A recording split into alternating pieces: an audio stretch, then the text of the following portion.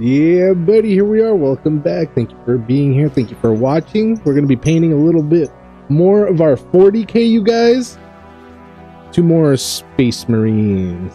Two more Space Marines, you guys. And then we got the Sergeant or the Lieutenant.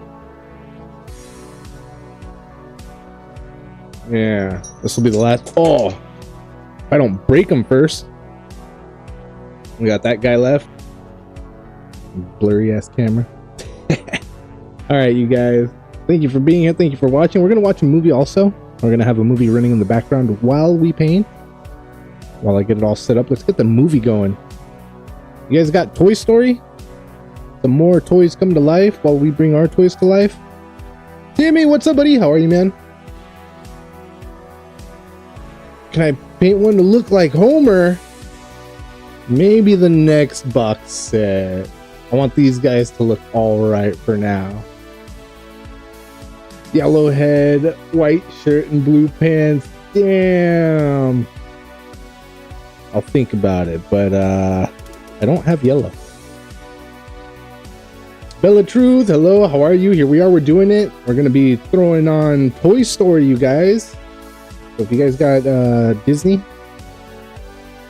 Plus or whatever, get there, find it. If you guys got the DVD, put it on.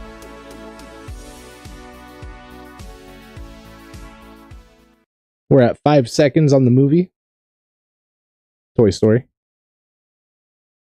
We're gonna count to 3 and we're gonna press play, and then we'll let that run while I set up real quick. It'll only take a couple minutes. I already got my water, just gotta pull out the paints and put them on the palette.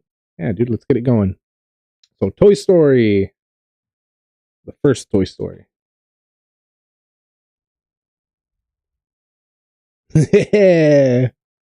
Yeah, dude. We'll get Homer Simpson to wear a Carmen Sandiego outfit. It's perfect. All right, you guys. We're at 5.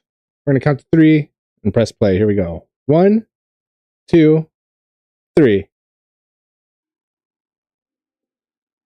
I'll put on a little background music.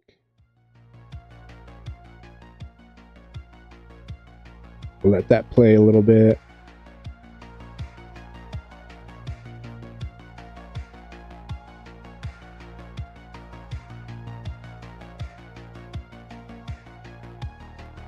Heck yeah, dude.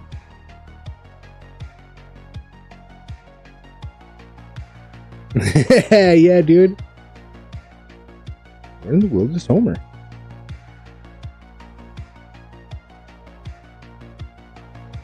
I'm gonna mute the mic real quick while I set up the area and I don't make too much noise. I'll catch a little Toy Story. Bro, they don't have that already. They should have a where's Homer kind of Waldo book. I feel like I've seen that before. But if not, bro, you can make them so much money with that idea right there.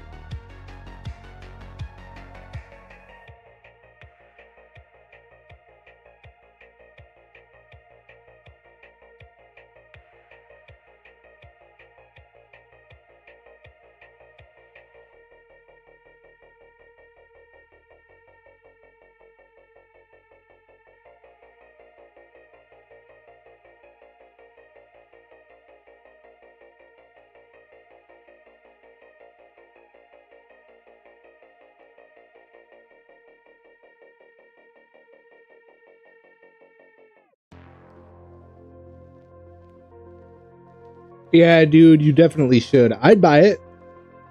Or if I don't buy it, at the very least, I would look up the I would look up the pages online and do it from home for free. But yeah, dude, for sure. Such a good idea. All the Simpson characters all on one page, scattered everywhere. And then one page will be the clone Homers from the movie. Was it the movie that did that? Where there's a bunch of clone Homers, but one Homer will look the way he should.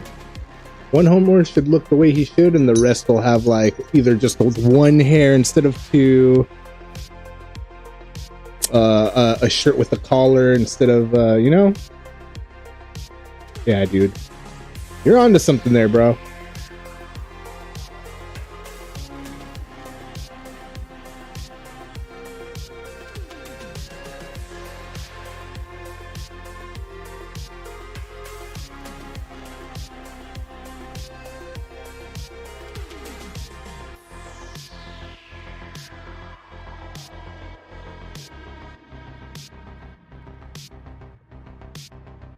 Love this movie, you guys.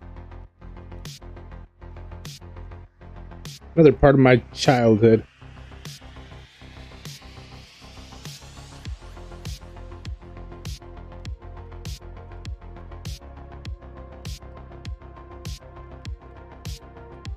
Totally forgot that his little sister, that Molly girl, was already born in the first movie. She was just a little baby that you don't really ever see her.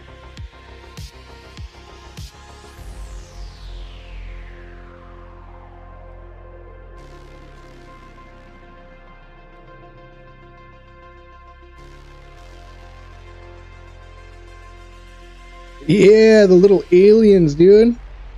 I had a little like alien piggy bank. Hold on to my money, my coin, my Chuck E. Cheese tokens.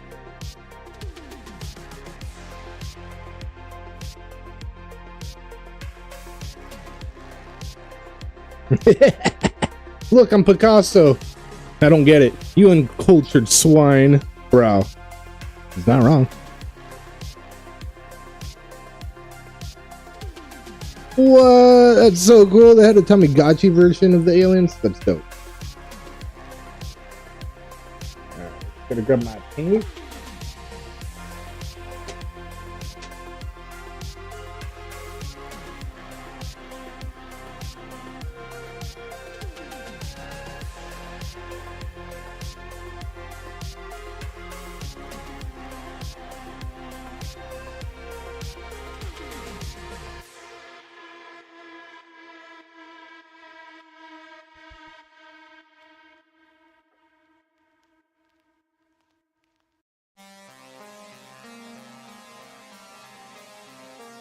Alright, I shook up my paints.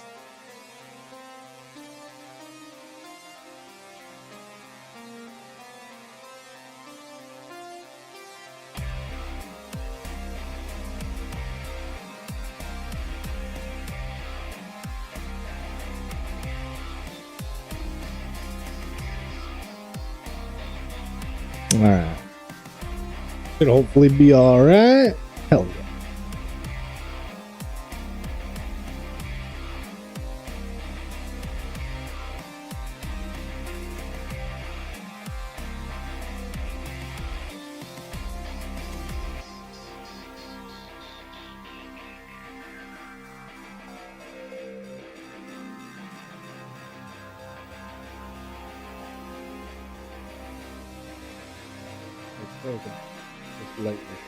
Wow, that's so cool, dude.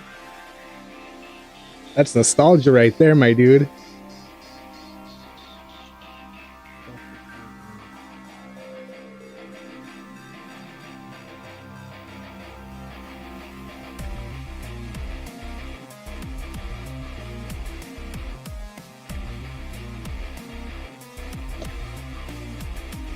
Great movie. Definitely shaped the course of history some way or another, and I'm sure it's still shaping, you know.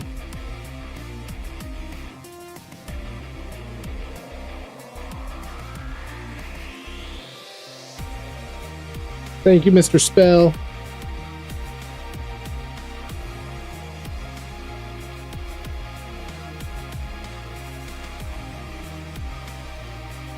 He tries to brush over it so quickly. Oh yeah, and the party's been moved to today.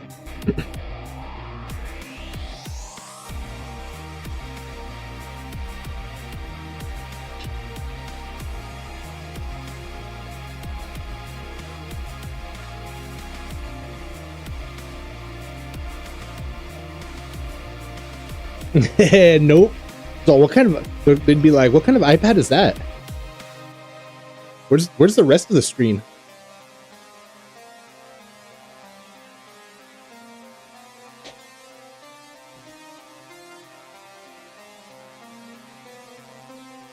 Disappear.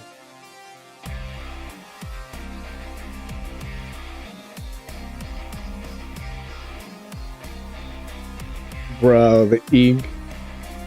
Yeah, kids would lose their minds.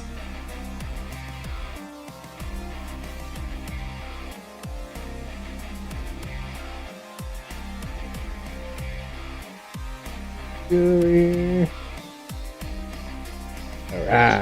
I think we're ready to rock, you guys. Just gonna put some paint on the palette and we're ready to go.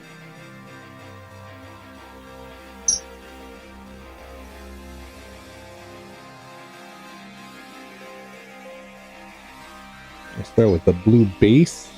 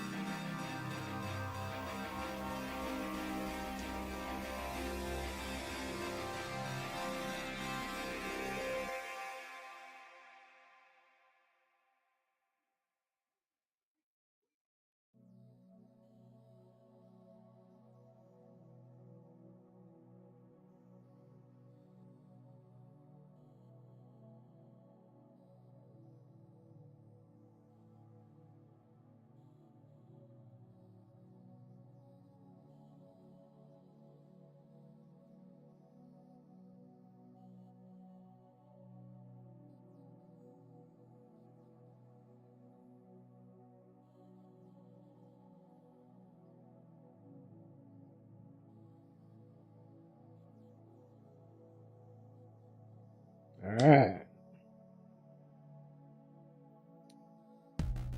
Let's get them started. We're watching Toy Story, you guys. If you can find it, get it, put it on. It's a good one.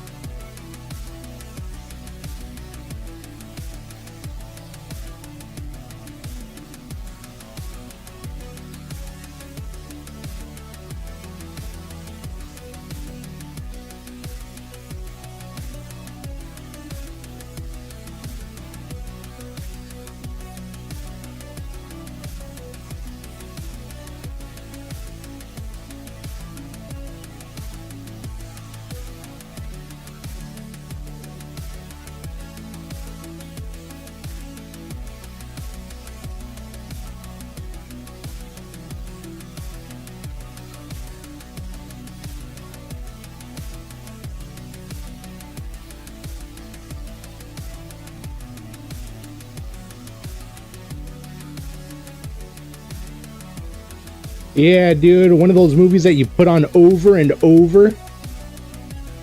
You pretty much know exactly what they're saying at all times, right? What they're doing right now in the movie. They're all, oh, okay, they're doing this, they're planning this out. Yeah, dude. This movie's second nature these days. You don't even need to put it on to know what's going on.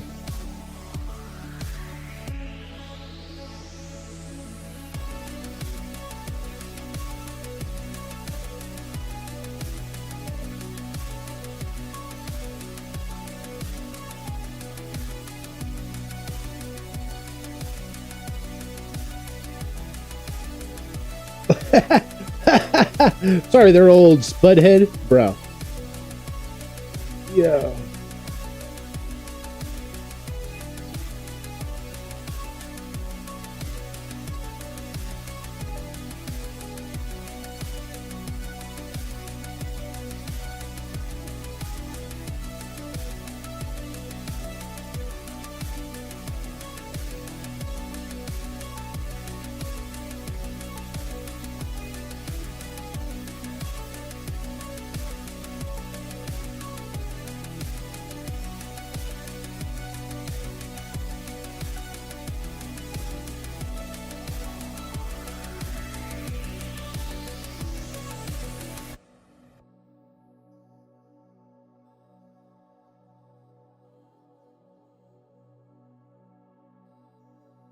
Yup.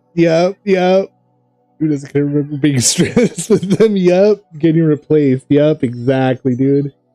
It is stressful, dude.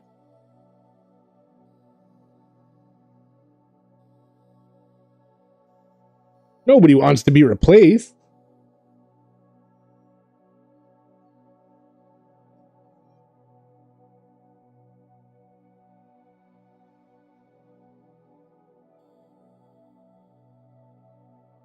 Damn. And he just falls behind the bed. Nobody notices him. That sad song that plays while his bed sheets turn to the Buzz Lightyear and the wallpaper turns to Buzz Lightyear, bro.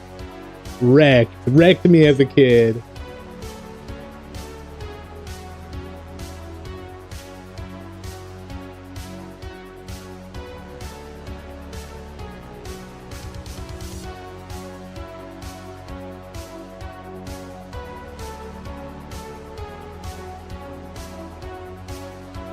And Mr. Potato Head doesn't help at all to like keep me relaxed over here. He's, oh yeah, well that toy up there is sitting right in your spot, just so you know.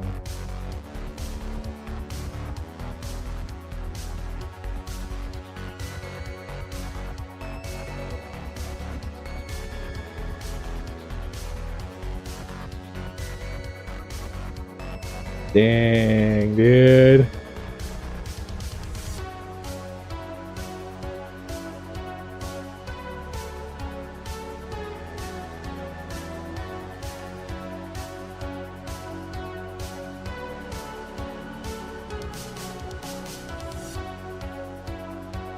Stark man, come in.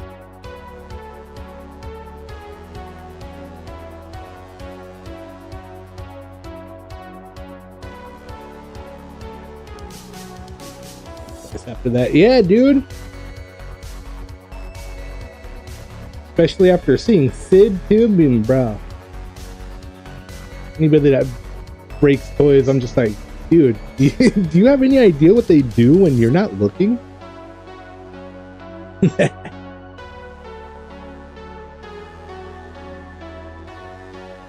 Like these guys, dude. These guys are gonna be coming to life on the shelf. Watch.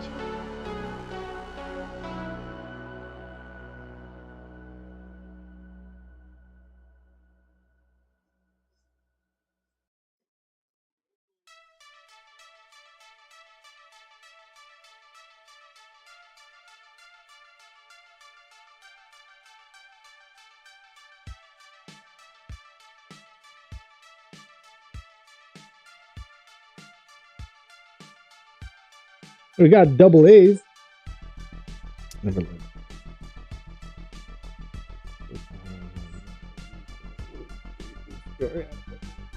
It's still stable. Yeah, dude. Sid is one rotten tomato.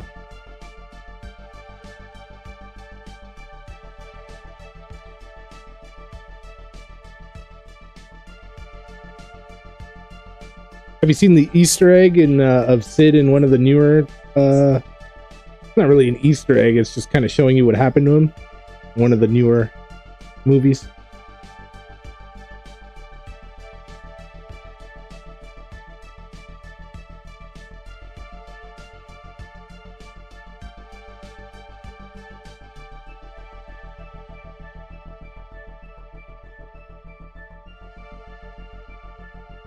Tell him, Buzz. And I'm from Mattel, bro. Do you want me to turn off the... Are you watching the movie along? Do you want me to turn off the music? I'll turn off the music if people are watching. I just figured since I'm painting anyways. Yeah, how come you don't have a laser, Woody?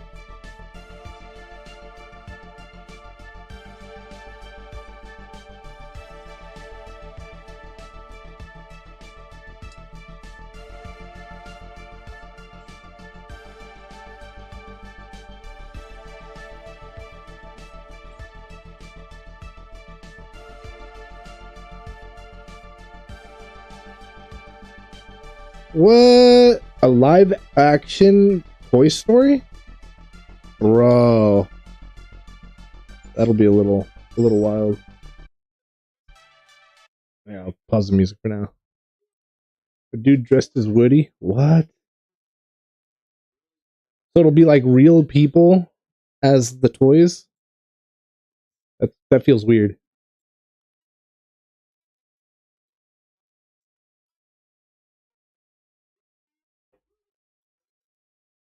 All right, Mr. Lightbeer, bro.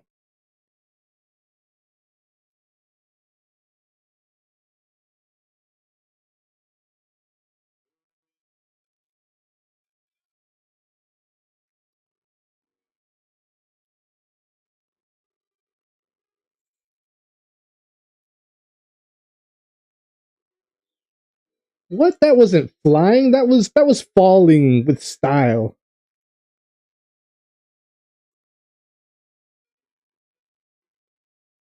Oh, best style of falling I've ever seen.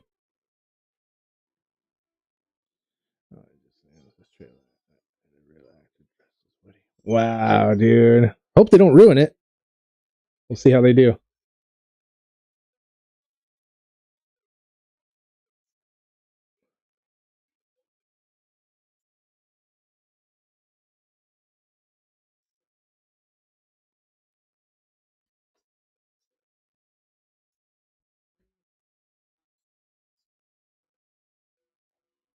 Oh, right here, dude. When the room starts changing.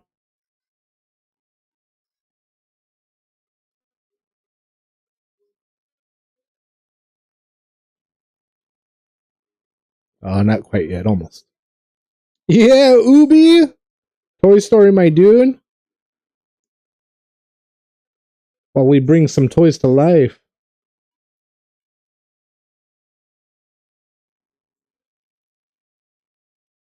There it is. It's changing, dude. The room. So sad.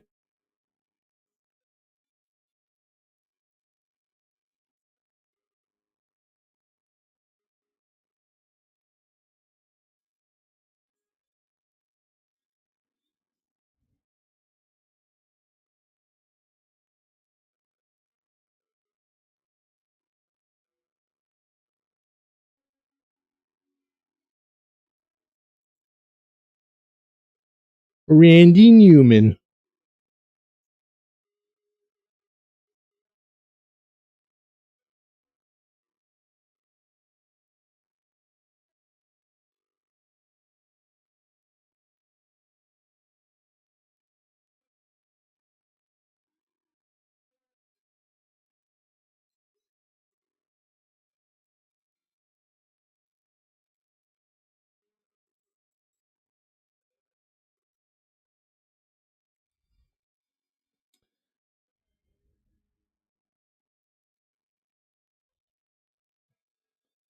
Nice, Ubi.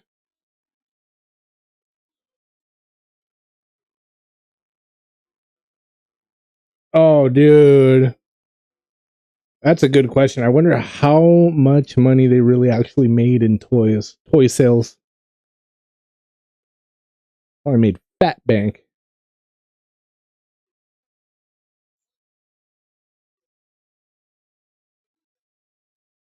Yes. Howdy, howdy, howdy. Oh, I love it. And look, I'm Woody. Howdy, howdy, howdy. Ah ha. Give me that hat, bro.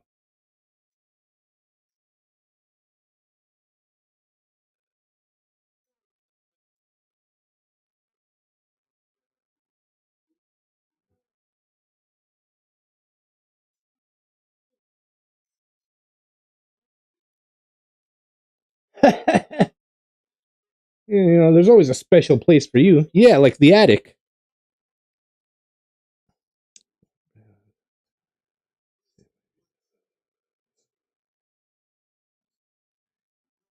Yeah. It's alright, Ubi. It's a good thing you noticed it though. I'm letting you hang and slide because you're young and it's all good. But yeah, dude. It's all about creator etiquette, my friend.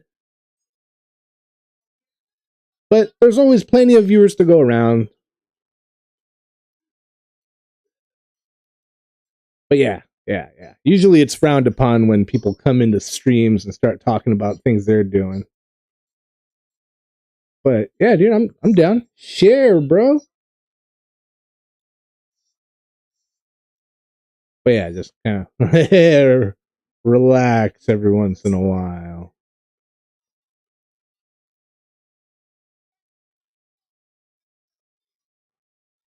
It's the real Buzz Lightyear, bro. Yo. Yo. So funny. I'd be so mad, dude.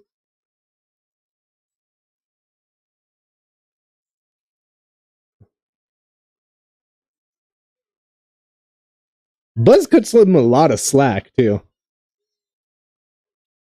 Did you know?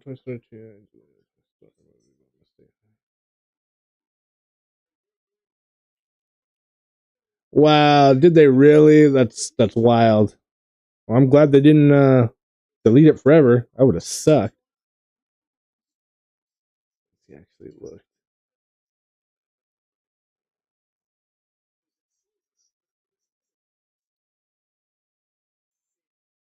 Infinity and Beyond. Yeah, dude. Oh, there's Sid. Bro, I hate that kid.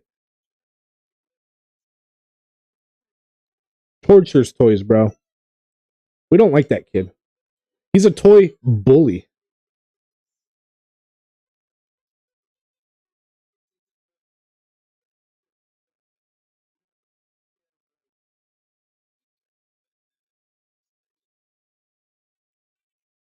Oh, bro, I watered my paint down a little too much.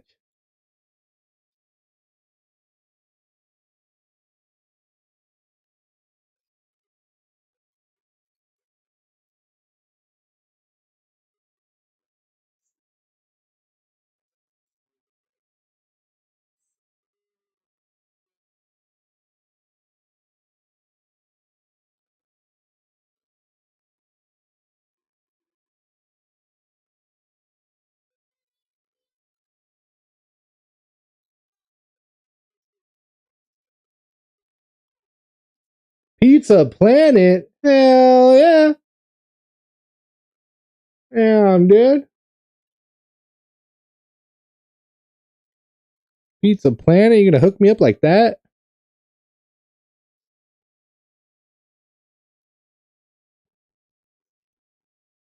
Oh, dude, I love eggnog. I can't wait, bro.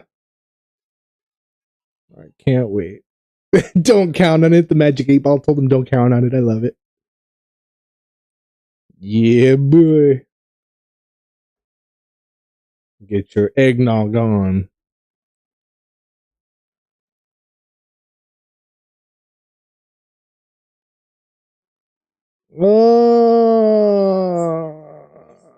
Maybe I'm not going to tell you yeah, but I won't tell you no either. But possibly, maybe. If the Stein, if the Steins, if the if the stars align, I'll pull out some more paint. Hold on, bro.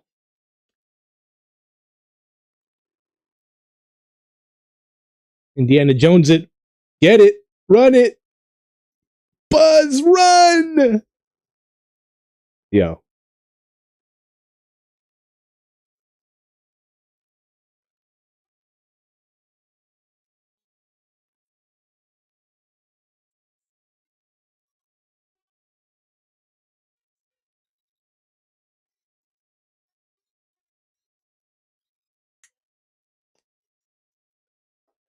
bro.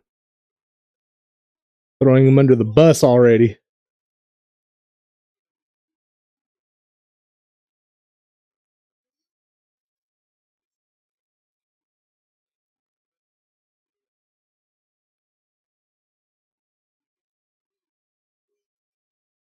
We believe you, Woody. I don't know.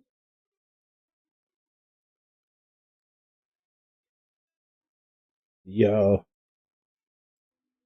Even the army men knew what was up.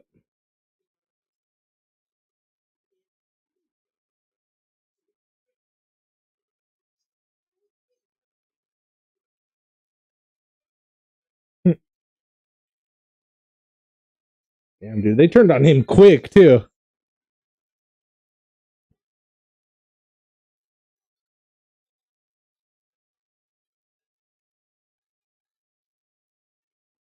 But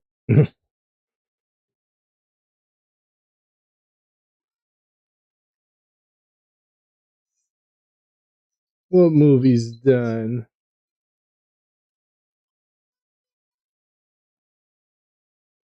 I'm still alive, so it's not my movie.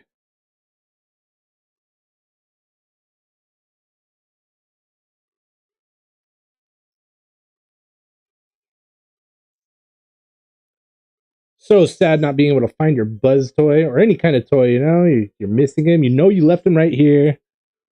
Yo, Germ, what up, dude? Here we are, my guy.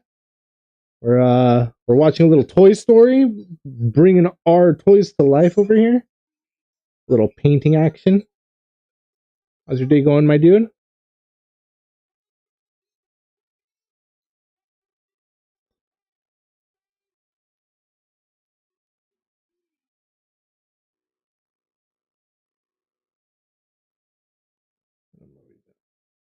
Talking about how they could rescue Buzz. Oh, bro.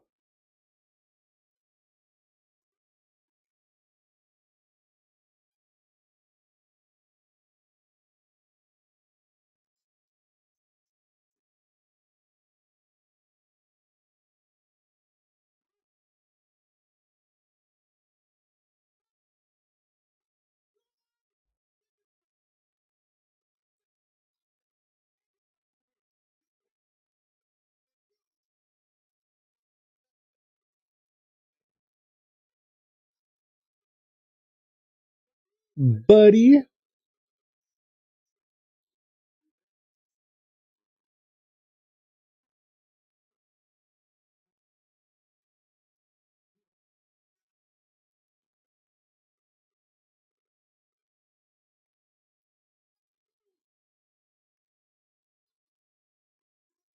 Bro. When he hits him and it says Buzz, Buzz, bro. Buzz Lightyear to the rescue. Right there. So funny, dude. Love it.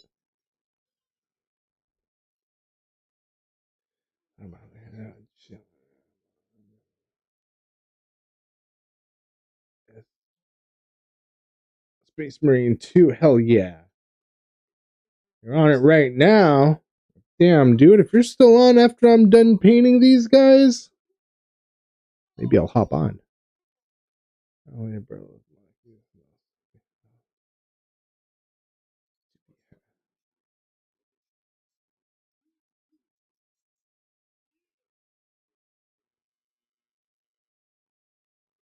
But Andy doesn't skip rope.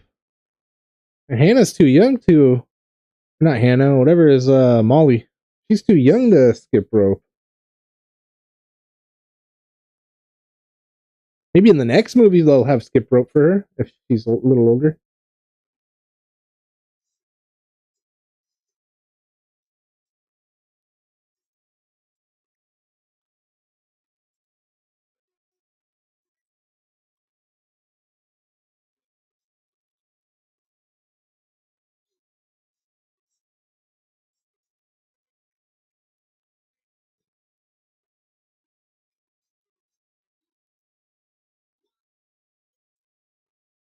What?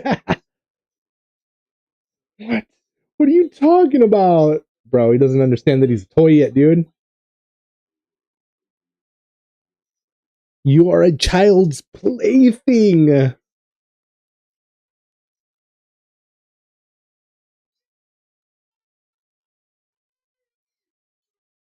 Yo,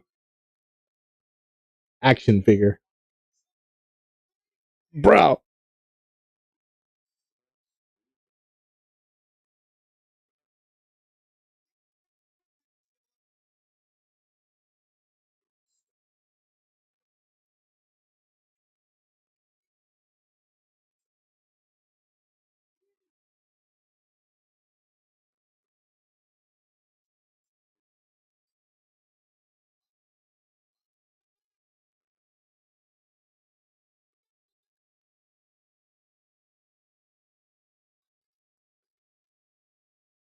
Sorry, I'm trying to stay in the shot as best I can. I keep catching myself not being in the shot.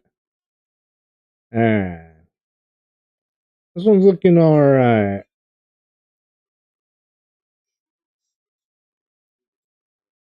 That's coat number 2.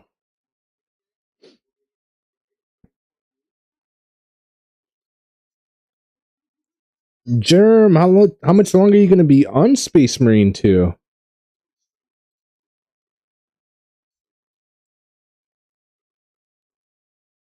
So I'll probably be done here in like,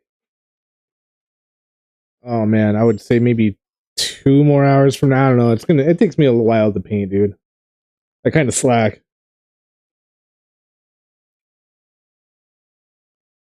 Let's see. I'll try to go a little faster. See how I do.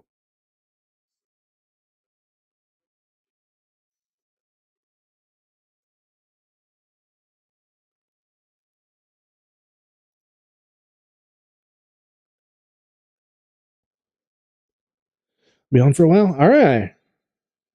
We'll see what's up.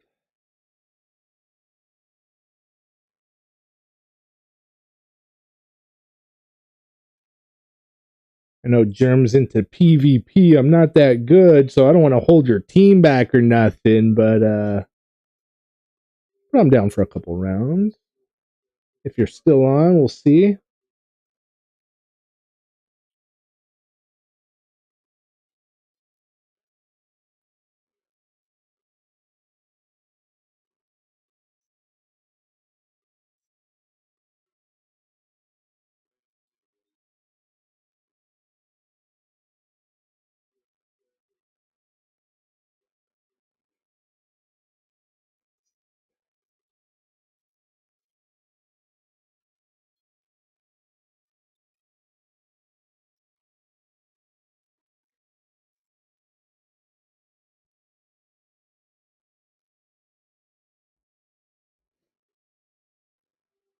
Kudoshito, what's up, bro?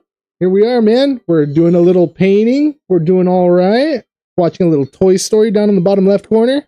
The timer's right there. If you've got Toy Story, if you like it at all, you didn't miss much, man. We're on our second coat of these two guys. We're just bluing it up. I'm trying to go quick, but I slack here and there. Way to get better is playing. Yeah, buddy, you know it. Practice makes perfect. I'm down. And Astro Turf. Bro, this guy. Trying to convince Woody, or I'm sorry, trying to convince Buzz. Like Buzz doesn't know what he's listening out for.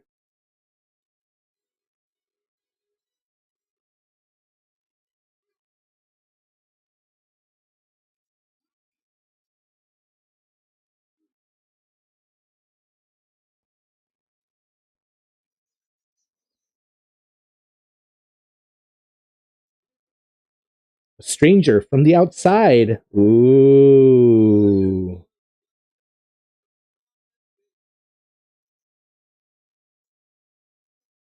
He is the chosen one. Little alien guys. Love those guys.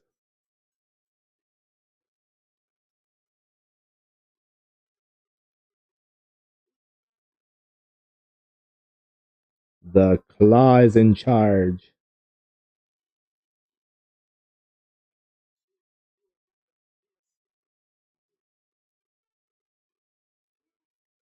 Oh shit, it's Sid, bro.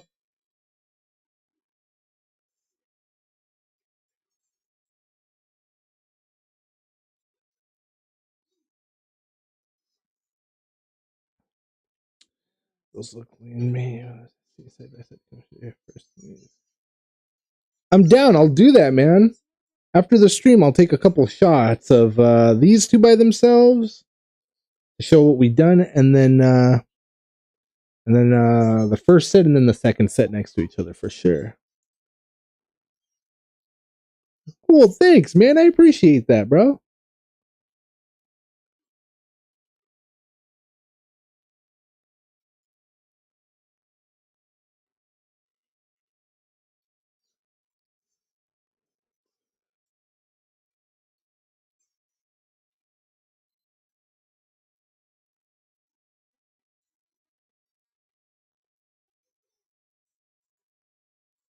Yeah, dude, after the stream, I'm gonna try to play some Space Marine 2. Anybody else in here got Space Marine 2? Anybody else playing that right now?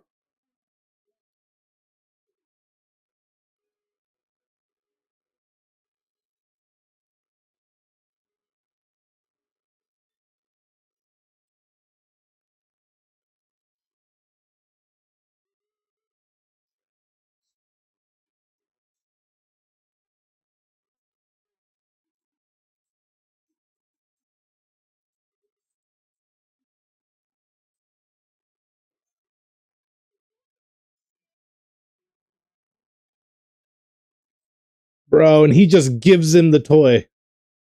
That toy's alive. Bro! Wrecked, wrecked, wrecked. There's Hannah.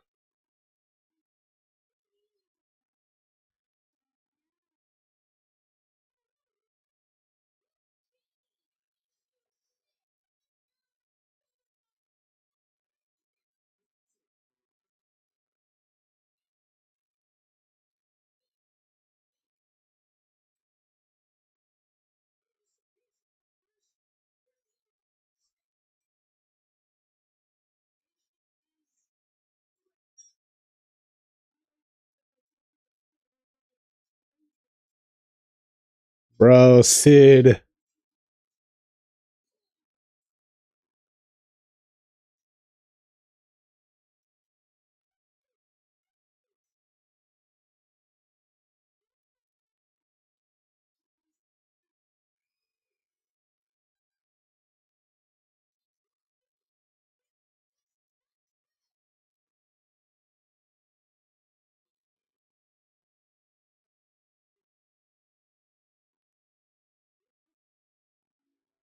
Bro.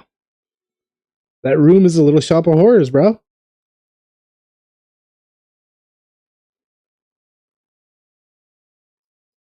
Alright, I feel like we got a good even blue coat on this guy. It seems.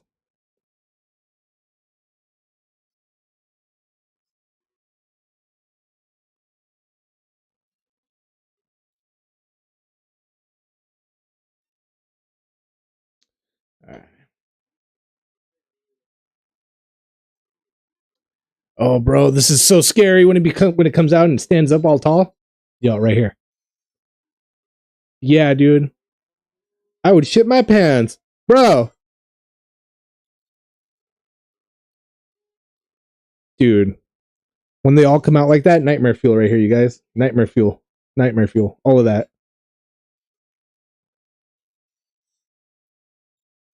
And then he turns off the light, bro. Yeah, dude. Scary as hell.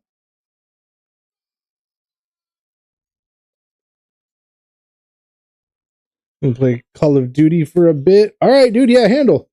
I hear you, man. Yeah, don't get burnt out before I jump on. Yeah, no. Don't do it. The bloody spider. It scared the crap out of me when I was a kid. Yeah, dude. Nightmare fuel, I'm telling you. Such a good movie.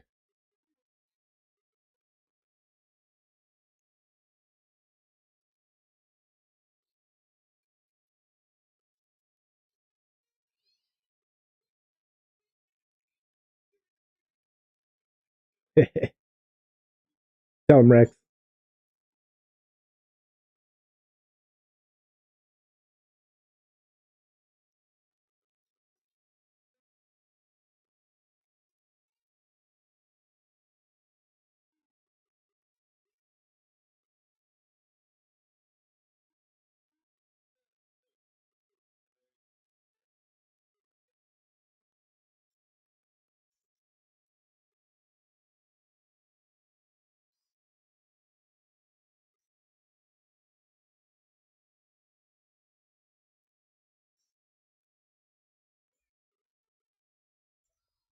I remember that. I remember when my mom put a scared kid's mind at ease.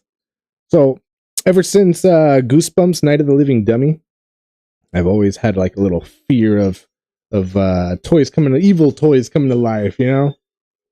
The Annabelle doll, Chucky, demonic toys. You know, I was always watching something kind of scary that had to do with toys coming to life when I was a kid. And one time I asked my mom, "Hey, I don't know, dude, I was little. I didn't ask her like that either. Hey." But I was like, "Hey, like if my toys come to life and I tell you, will you believe me?" And she could have been like, "Bro, toys don't come to life. Stop being a fool." But she was like, "Yeah, dude, I believe you." Yeah, that made me feel better, bro. Just the fact that you'd be believed, because you know how it always goes down in movies. Hey, this thing's alive and it's like killing people. What? Let's send you to the padded room hospital to make sure you take your medicine on time. Yeah, dude. Yeah, good stuff. I'm gonna crack that soda open too. It's been a minute. Thank you guys for being here. Thank you for watching. Don't forget to like, subscribe, all that good stuff. Well, thanks, man. Yeah, dude, I'll give you a holler here when I'm getting close to done, and when we'll be switching it over to Space Marine 2.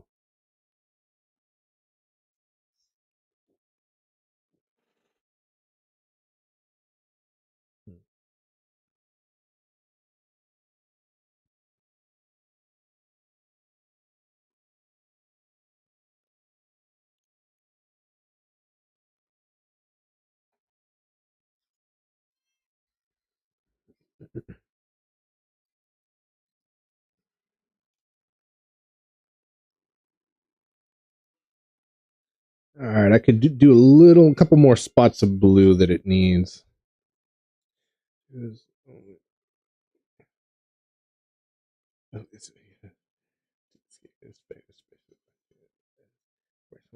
Hell yeah, he was way ugly. Yeah, but so I mean, I don't know. I feel like Cabbage Patch Kids are ugly. You know what I mean? They have that same scary look that Chucky has. Like all that. They try to go for like a happy toy, good guy look. You know, pun intended, good guy. But still looked creepy. Like some sort of demon would want to possess it. Or something. I shook this paint like all right, and I can still see that it's got like darker spots, and it looks all swirly when it shouldn't look swirly. You know what I mean?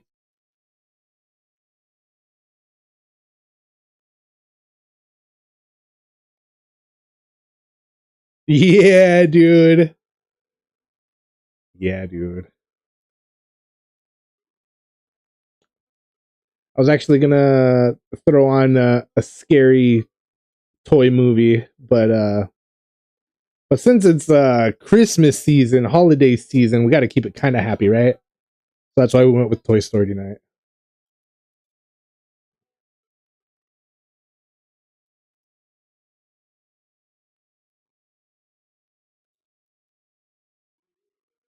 Sailing no more. Bro, Randy Newman nailed it in this movie.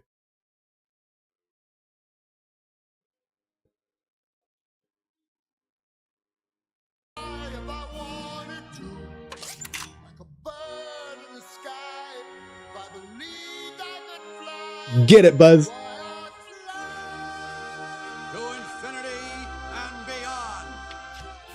Bro. No. Damn, dude. You're already jumping ahead of me, bro. I was already planning that. Yeah. Home Alone is definitely going to be one of the watch parties here soon. Uh, we could do it on next Tuesday, on the next painting day. I was thinking about maybe doing it Saturday, but painting day for sure. I'm way down. Yeah, dude. Poor Buzz. This is iconic. Yeah, dude.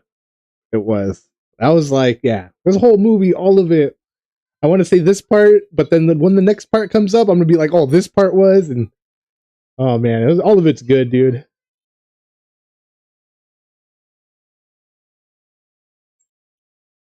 Such a great movie.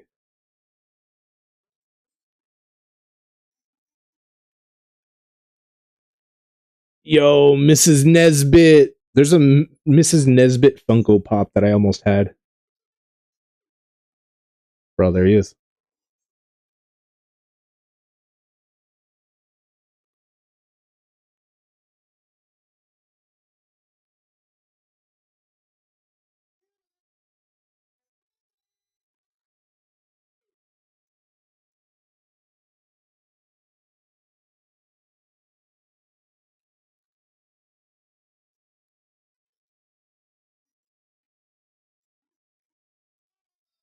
Gone.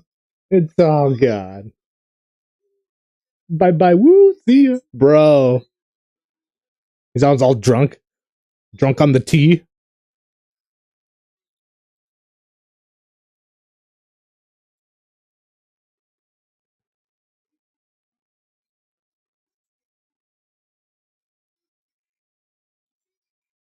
I am Mrs. Nesbit.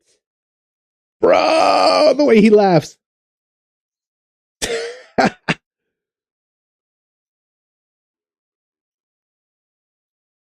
You're right. I'm just a little depressed, is all.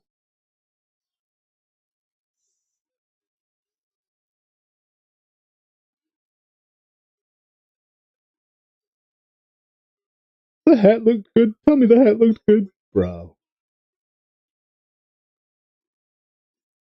Such a good movie, dude. Sorry, I keep repeating the lines, but damn, dude, brings me back. Brings me back to a simpler time when I had no responsibilities.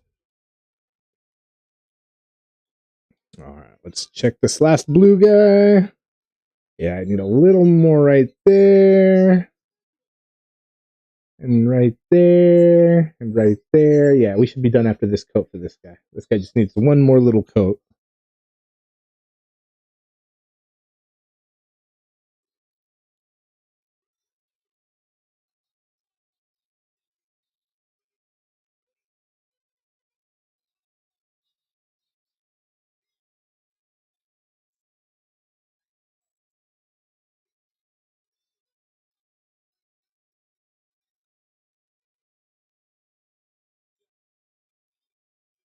Wait, I got a better idea. How about we don't? Bro. There goes Mr. Potato Head again.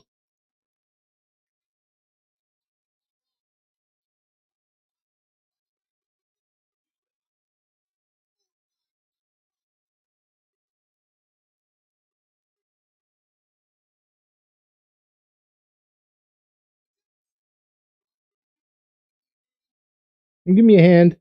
Bro.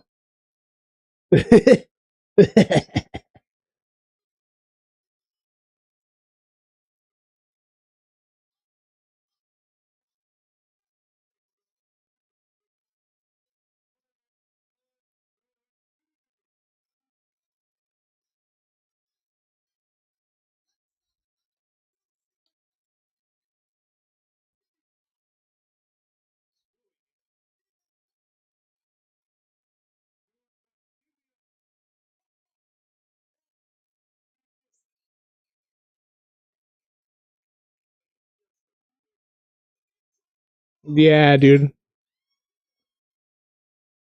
Yeah, I feel bad for Buzz. But it's okay because he comes back. He reels it in.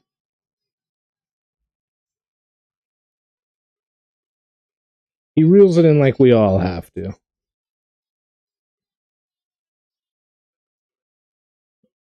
Bro.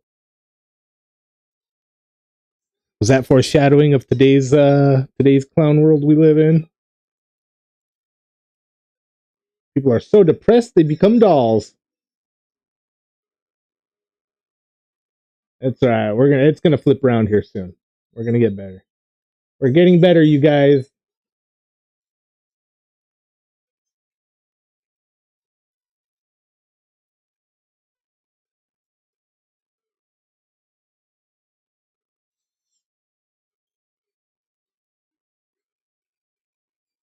Bro, Woody messes them all up for a quick second.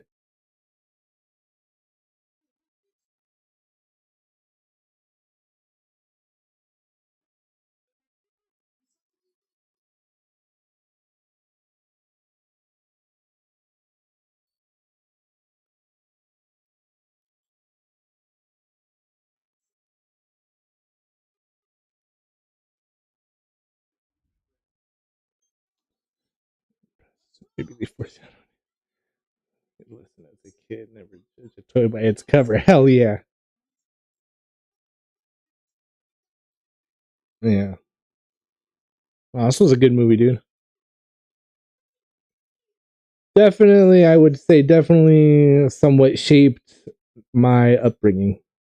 I don't know how, and like I can't pinpoint exactly what, but this is definitely one that shaped me.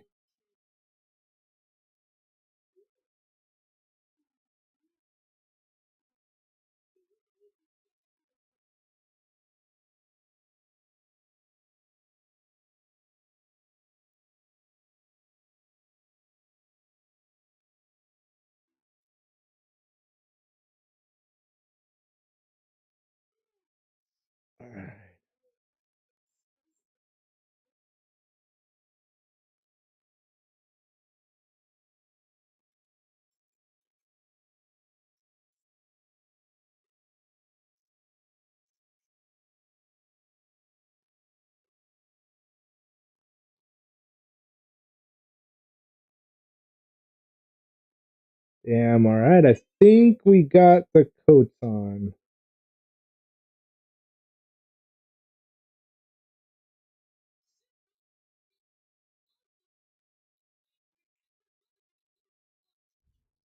Oh, a little too low. Sorry, guys.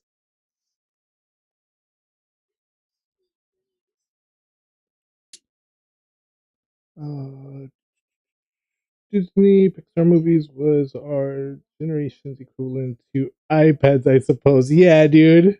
But way better. Because you learn life lessons. Yeah, dude. Not just a droned out blank in front of a screen with with the drool coming out your mouth. Zombified. Makes me want to watch that episode of Rocko's Modern Life, Tube TV, where they get sucked into the TV, sit too close to it, and their eyes get sucked up towards the glass, and their brains get sucked out. Well, Heifer's does, and they have to go rescue Heifer. That's a good one, though. Rocko's Modern Life, great cartoon. If you haven't seen it, check it out. All right, you guys. While those guys dry real quick, we're gonna get our what paints next. Hold on, I need my book.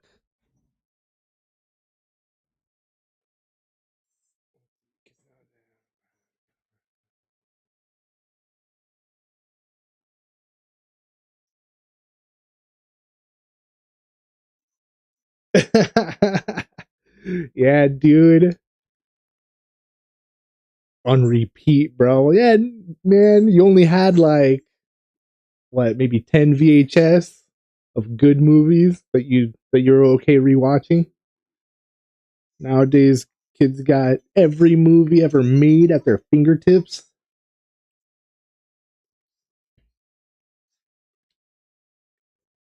All right, black is the next color.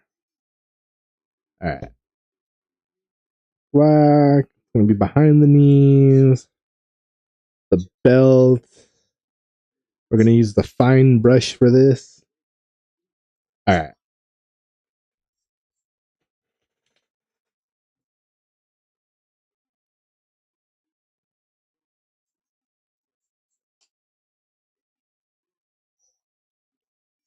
Yeah, dude. The good ones, the good Disney movies when they were good. 101 Dalmatians.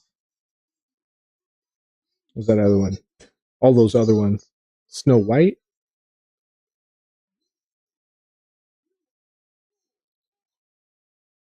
Was James and the Giant Peach Disney? That was one of my repeats, my rewatches. I'm gonna go change out the water, you guys. I'll be right back. Quick change of the water.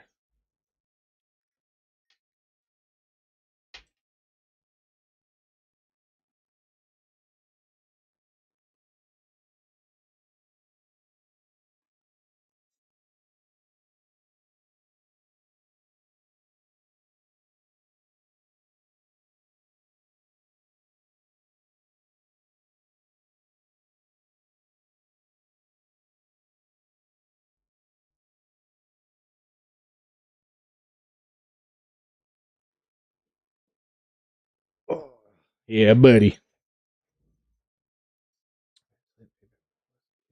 Tarzan, hell yeah. Hell yeah, dude. Yeah, that's a good one also. I haven't seen that one too many times, but I've seen it a hot couple times. Isn't yeah, that one guy, Phil Collins. Phil Collins does a song for that. Right? I'm pretty sure.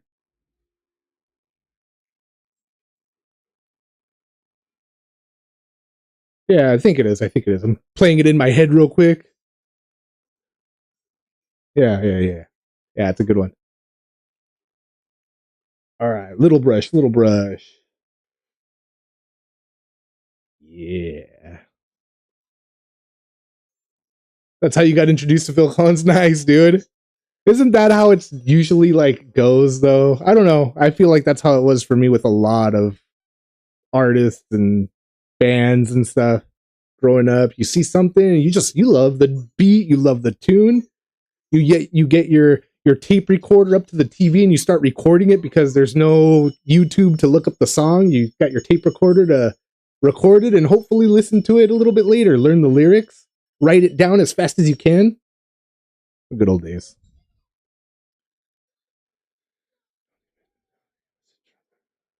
Nice. Was he only a drummer and a singer? I feel like he did everything. The Phil Collins band, the Phil Collins experience. All right, you guys. We're getting started on the black. Here in the black. Oh, just the fear of the dark. Fear of the Dark by Iron Maiden. Iron Maiden's Fire. Yeah, dude. Yeah, he's great. I actually let's see, how did I get introduced to Phil Collins? Man, I don't know. I don't know. I've heard like songs here and there because his voice is like so you can tell it's him. But South Park making fun of him was like the first time I really actually saw it, and they make fun of him, but they make fun of stuff that's like people that are actually cool and dope, and I don't know. But I think that's pretty much how I started into it, knowing about him. Land of Confusion, bro, such a good song, timeless song.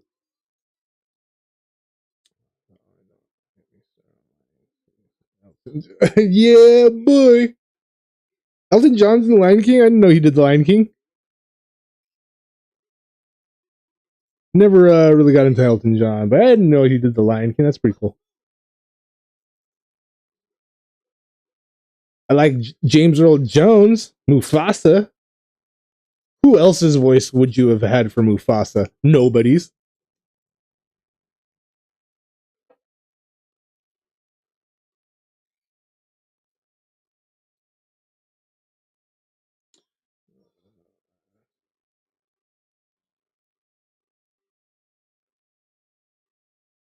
What? My real dad? Elton John?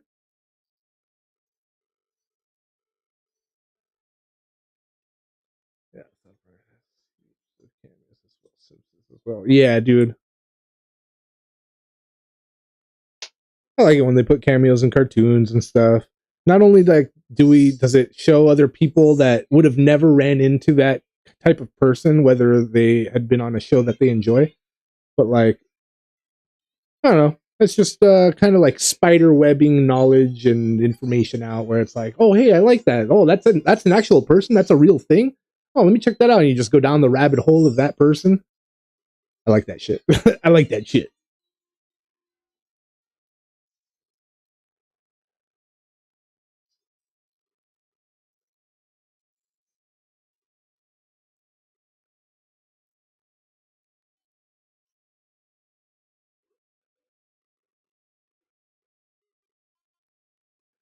Yeah, yeah. Adult cartoons can get a little out of control. That's funny though, because like weren't Looney Tunes kind of like adult cartoons when that came out, or something like that? Like the evolution of cartoons is pretty wild.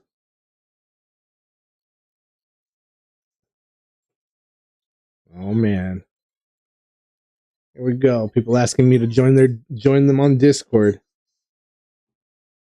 Yo, Lobster, thanks, bro. I appreciate you. I'm good. I don't need anything though. I appreciate you. Peace. Let's see what we're saying. Yes, no, for Goldfish, do it. Yeah, back in the day they were. Then the Simpsons changed the whole genre. Yeah, dude. Yeah, that South Park episode that they made about how Simpsons already made an episode about it. Simpsons did it. The episode is called Simpsons Did It. Such a great show. Simpsons. Have you seen that Simpsons predicted the future like YouTube compilation where they like called out a lot of stuff? Wild. All right, let's see. The whole belt is the tank black? The gun's black, but it's a tank black. It's got to be right. They got an extra canister that they're holding. They got an extra canister on their waist. Yeah, I'm pretty sure it's black. Yo, Sid's face, dude. That's what he gets for being a punk ass.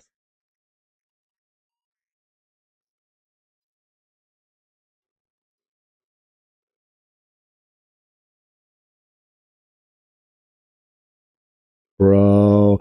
The army men coming out of the mud like that. One with the nail through his head. Dude, so scary. This was another piece of nightmare fuel growing up.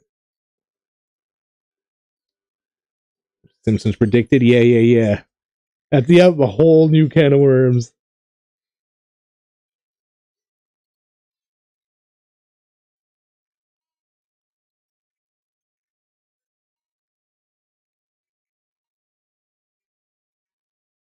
We'll find out, Sid. Bro, Exorcist Woody. So play nice.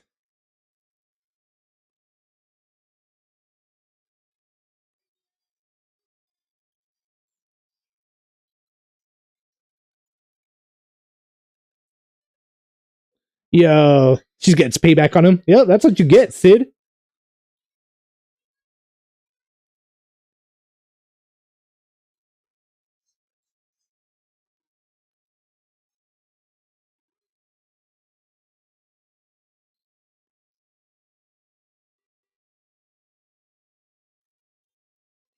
Bye, house.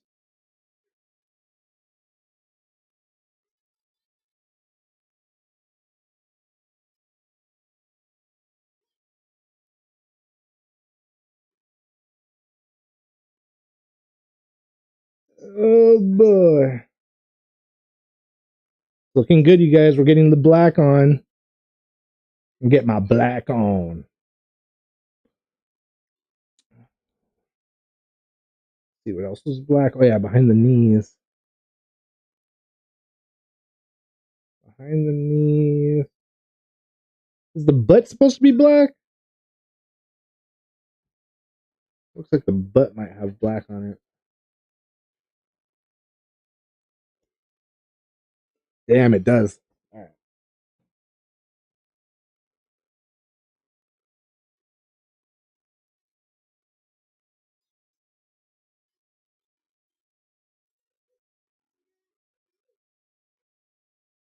Bro, so scary that dog running up like that.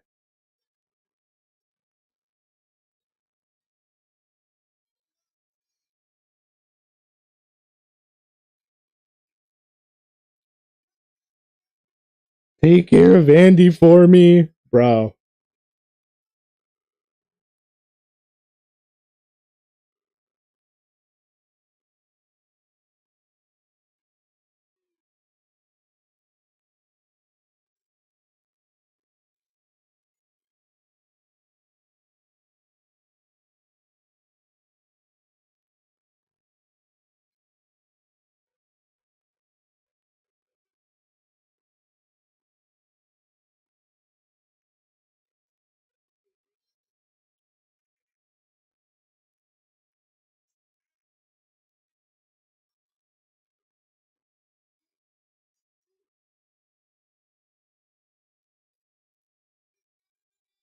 He's at it again, bro.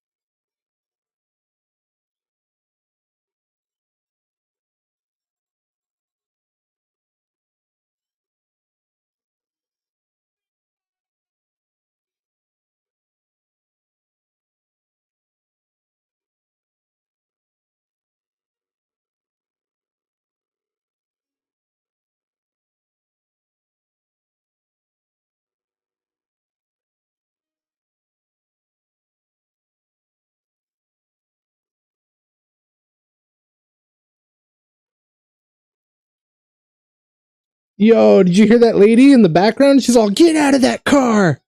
Bro. That old lady was ready to throw down. Oh, Sid has a very, how do I say, slappable face. Hell yeah, he does. The Giants armor pieces are supposed to be black if you really want to follow the box art. Yeah, I'm trying to. Yeah, I want to do it as best I can. It's a little tight getting in there, but I think we can manage. And if I go out of the line just a little bit, I'll repaint the armor blue later from the outside.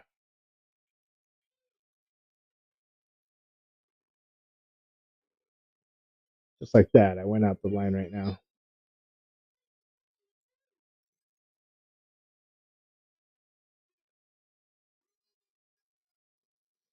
It's all good. This is how we learn.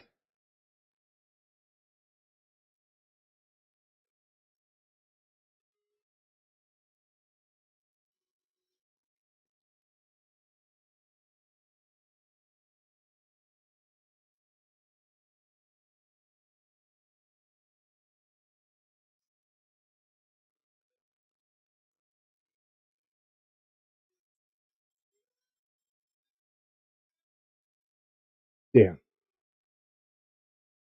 Okay. It's getting there. It's getting there. It's coming together. Oh, they're listening to Hakuna Matata. Love it.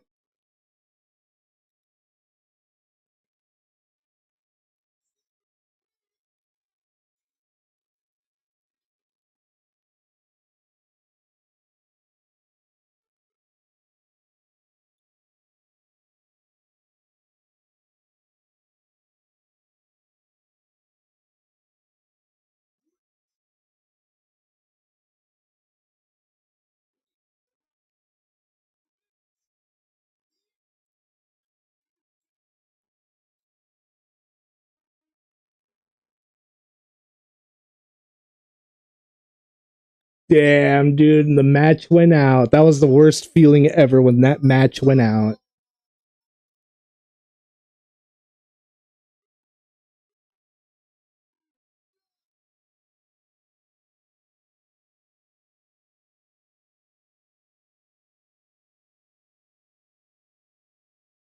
Bro grabs him so violently.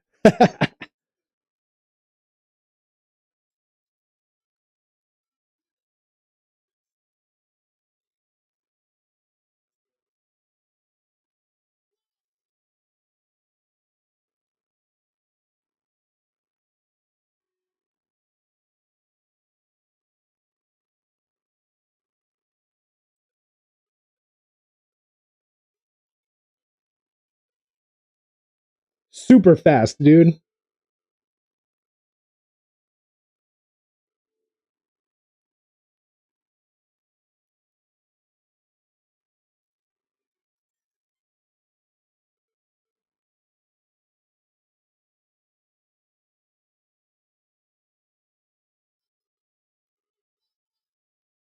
Not today. Hell yeah, dude. Goosebumps, bro.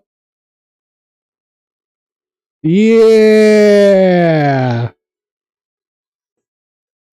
This isn't flying, this is falling with style. Bruh. To infinity and beyond! Hell yeah.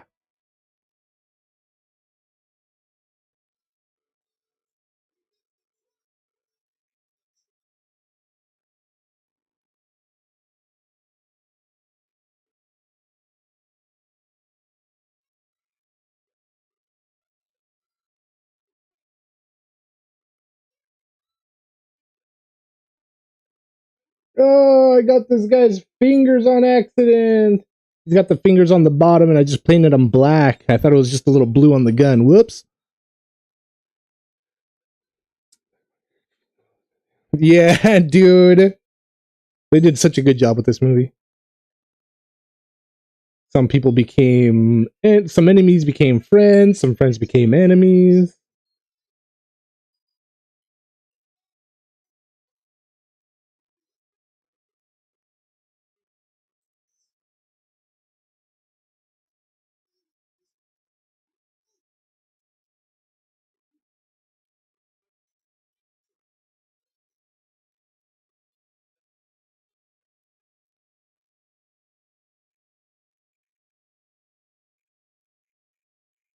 Mrs. Potato Head, hell yeah.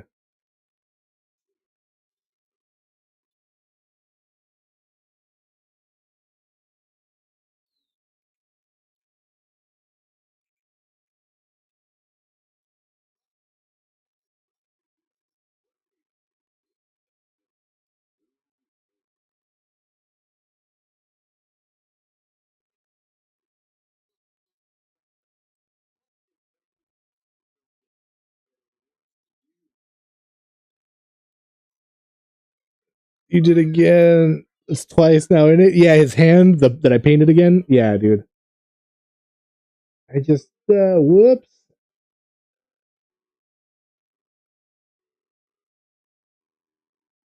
Because I'm trying to like paint the gun around his fingers. It's like, bro, how do I even get in there?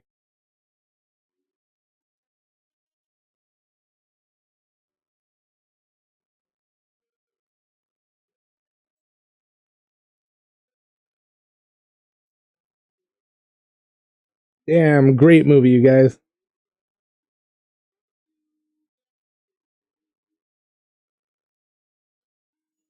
Since I don't think I'll be doing this uh, in well, I won't be doing this long enough to watch Toy Story 2. Let's just throw on we can start Toy Story 2 and maybe pick it up where we left off next time, maybe? Question mark?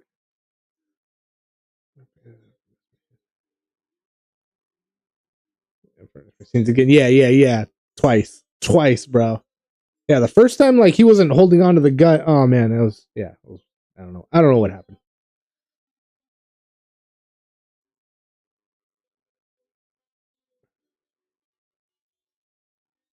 Random Warhammer video? I'm down.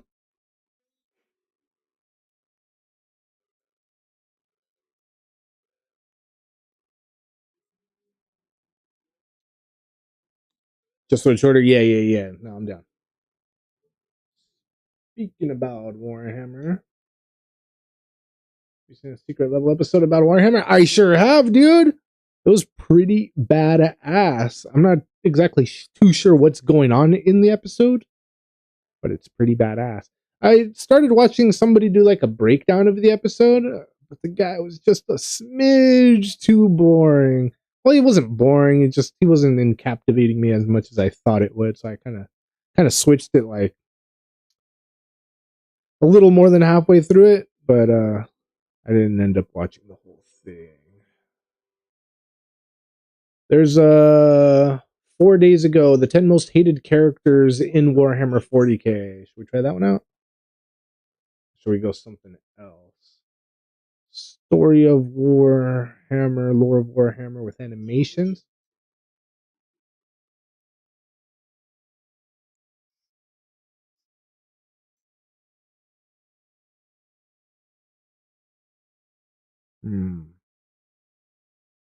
Sandmen of Terra, and then we got West Hammer. Have you seen how the orcs think about other factions. I have not.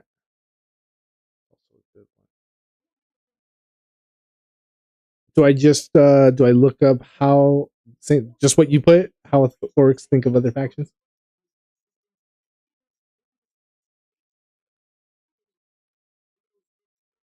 We'll go with the 10 most hated for right now.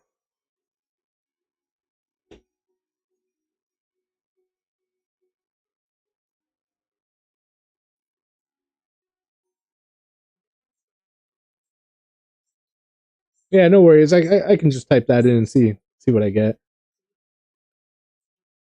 All right. Skip the commercial.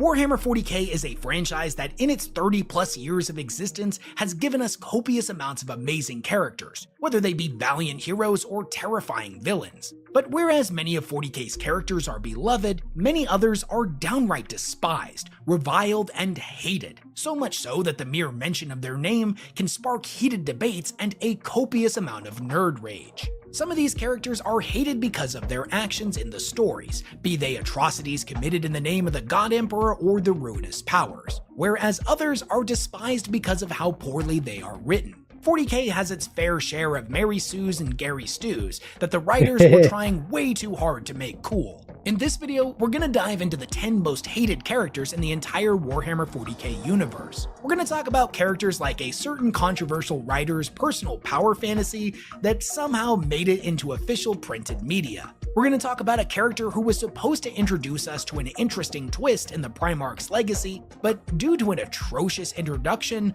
somehow made the whole thing even more complicated.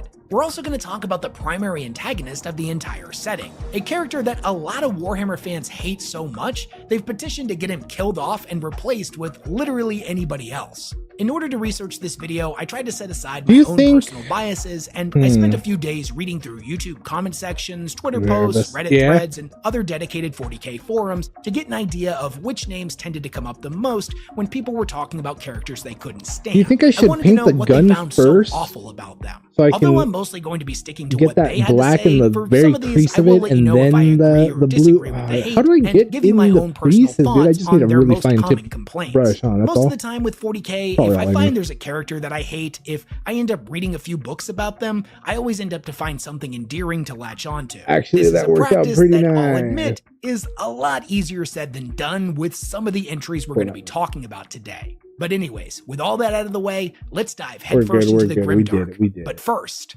I'm going to let you in on a little secret. 90% of what LoreTubers do is basically just constant research and writing. I write literally every day, and though admittedly most of that is done digitally, when I do write with pen and paper, I like to do so with something beautiful, functional, and meticulously Oh man, hold crafted. on. We're gonna skip the And ad. for that, I've been using the line of hover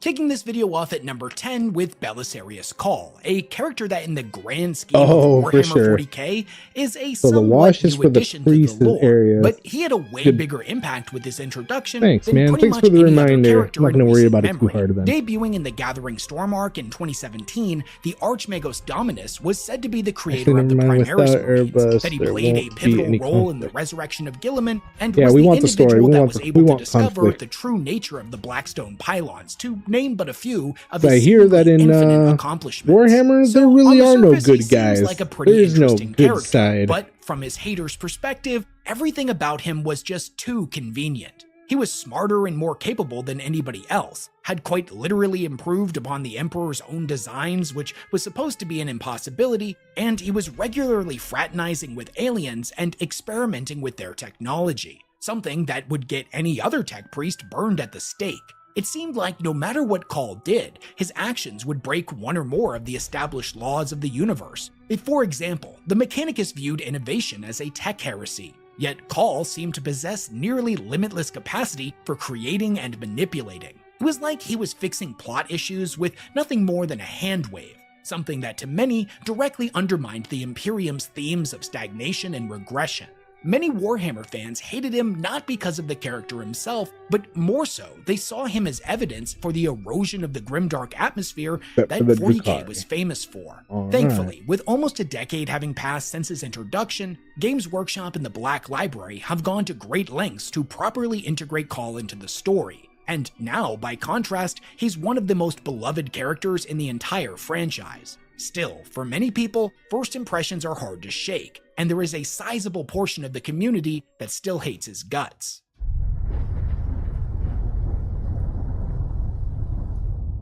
You know those characters that somehow never lose, no matter what the writers choose to throw them up against? The ones that always manage to win in the most over-the-top way possible, that break all of the rules, and seem to be trying if it way does, too we hard can to try be cool. tomorrow. For many And if Warhammer not, fans, there's none always better next encapsulate week. this archetype than Cato Sicarius, yeah, dude, former captain if you're of the still Ultramarine on, 2nd Company, a man when I'm who is done not here, we'll only give it one a of the shot, and if greatest not, sword yeah, dude, we'll fighters figure and it out. tactical minds to have ever lived, a fact that the writers Don't even refuse to sweat let it. you forget, but a dude who has no concept of humbleness or humility. Due to his narrative prominence, arrogant personality, and a long list of ridiculous victories, You Cato Sicarius quickly found sadistic himself as one of bastard. 40K's most hated Sicari characters. In punk. earlier editions, Cato was given so much attention that he ended up overshadowing pretty much every other Ultramarines character. He was viewed as the successor to Calgar, even though objectively that honor should have been given to the captain of the first company, Severus Agamen, a dude who received practically no narrative attention in comparison. His arrogance, tendency to boast about his achievements, and his utter ruthlessness in pursuit of advancement was a jarring departure from the Ultramarines archetype that many had become accustomed to.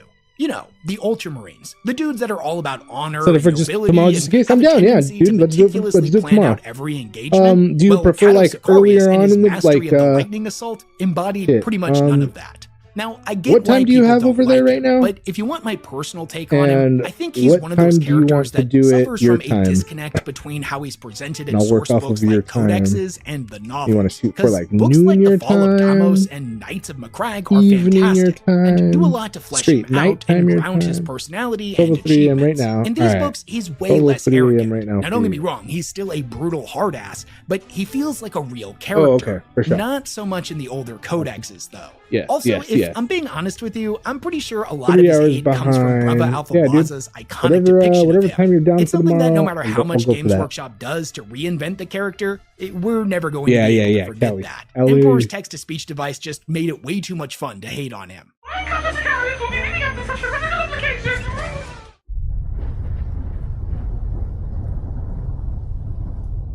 Now, before I started digging through comment sections across the internet to find out the community's most hated characters for this video, I was pretty confident which names were going to appear on the list. However, one of them caught me completely by surprise, as it was a character that I actually kinda liked, and I didn't realize there was any kind of backlash against them.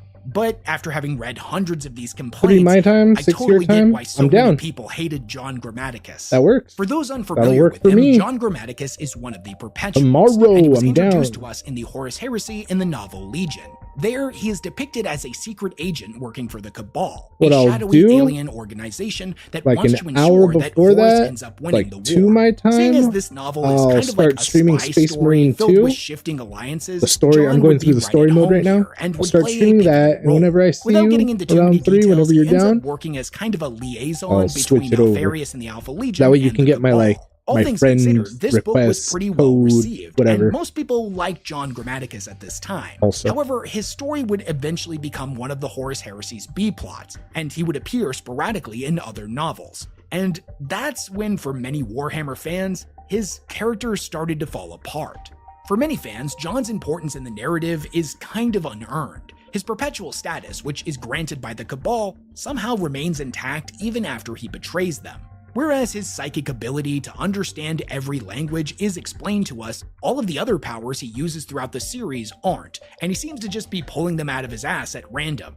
They're also kind of inconsistent and don't really line up with what we've been told about how psychic abilities work. For example, he's Sounds able like to plan. communicate Hell with yeah, people dude. through their I'm down. dreams, Thanks, Keith. seemingly at will from across the galaxy. Way down. Yet Thanks for earlier the in invite series, to the Magnus squad. Red, one of the most powerful psychers to have ever lived, had to sacrifice an entire Cabal to do something similar. But for some reason, John can just do this at will? Why? Who knows? The writers didn't feel it important to explain to us. The His writers didn't personality explain it, also they just kinda did it. tends to Nice. alienate readers. He comes across as cocky, arrogant, manipulative, self-serving, and intellectually superior. Yet he's always making questionable decisions that conveniently always somehow work out for him off screen.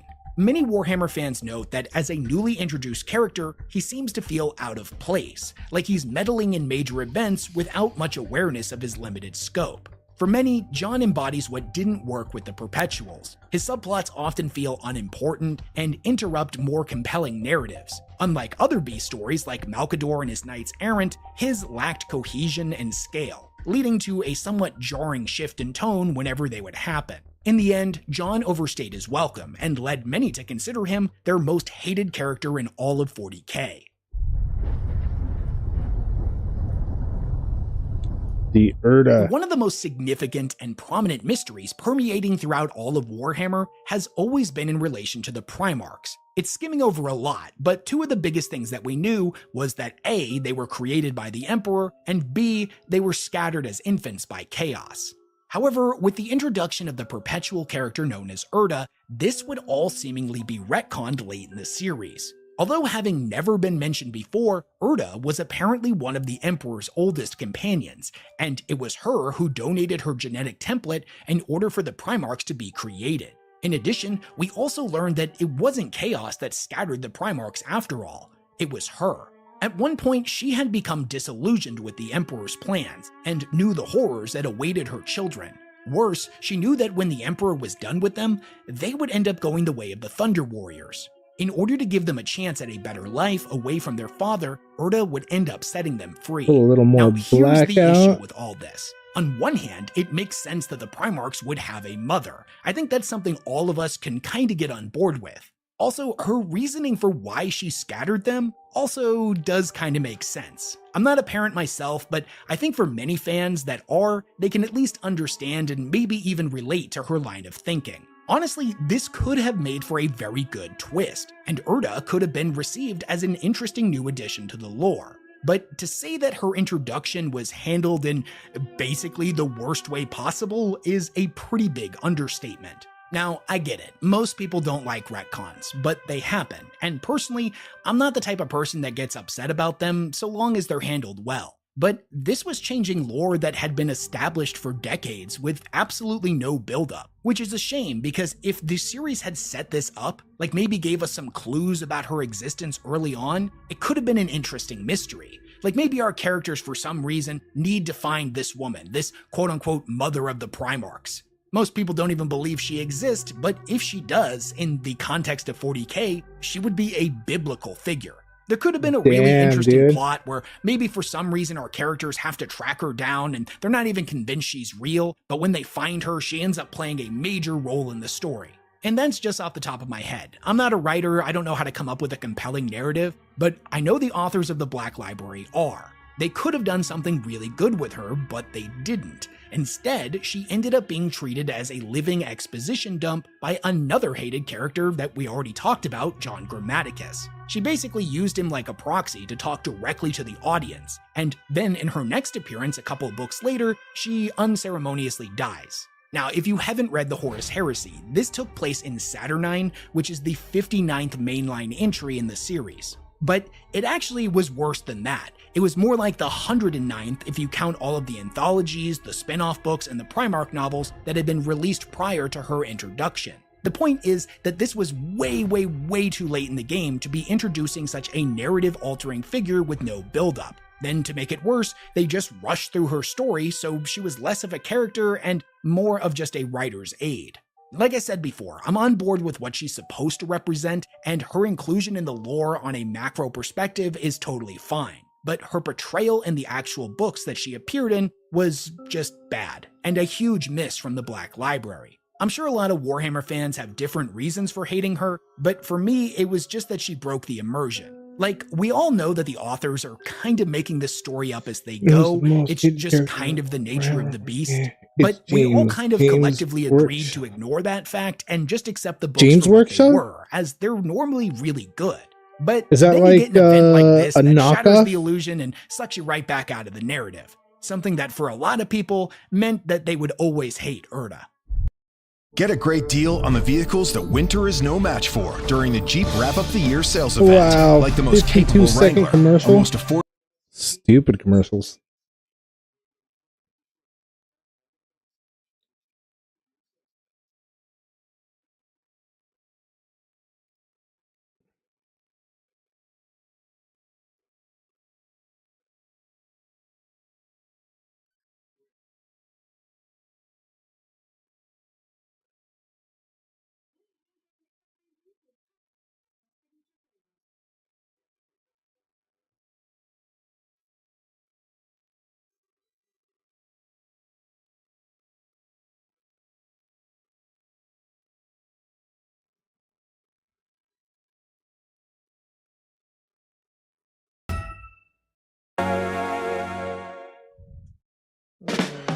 Okay, selling plastic for really high profit.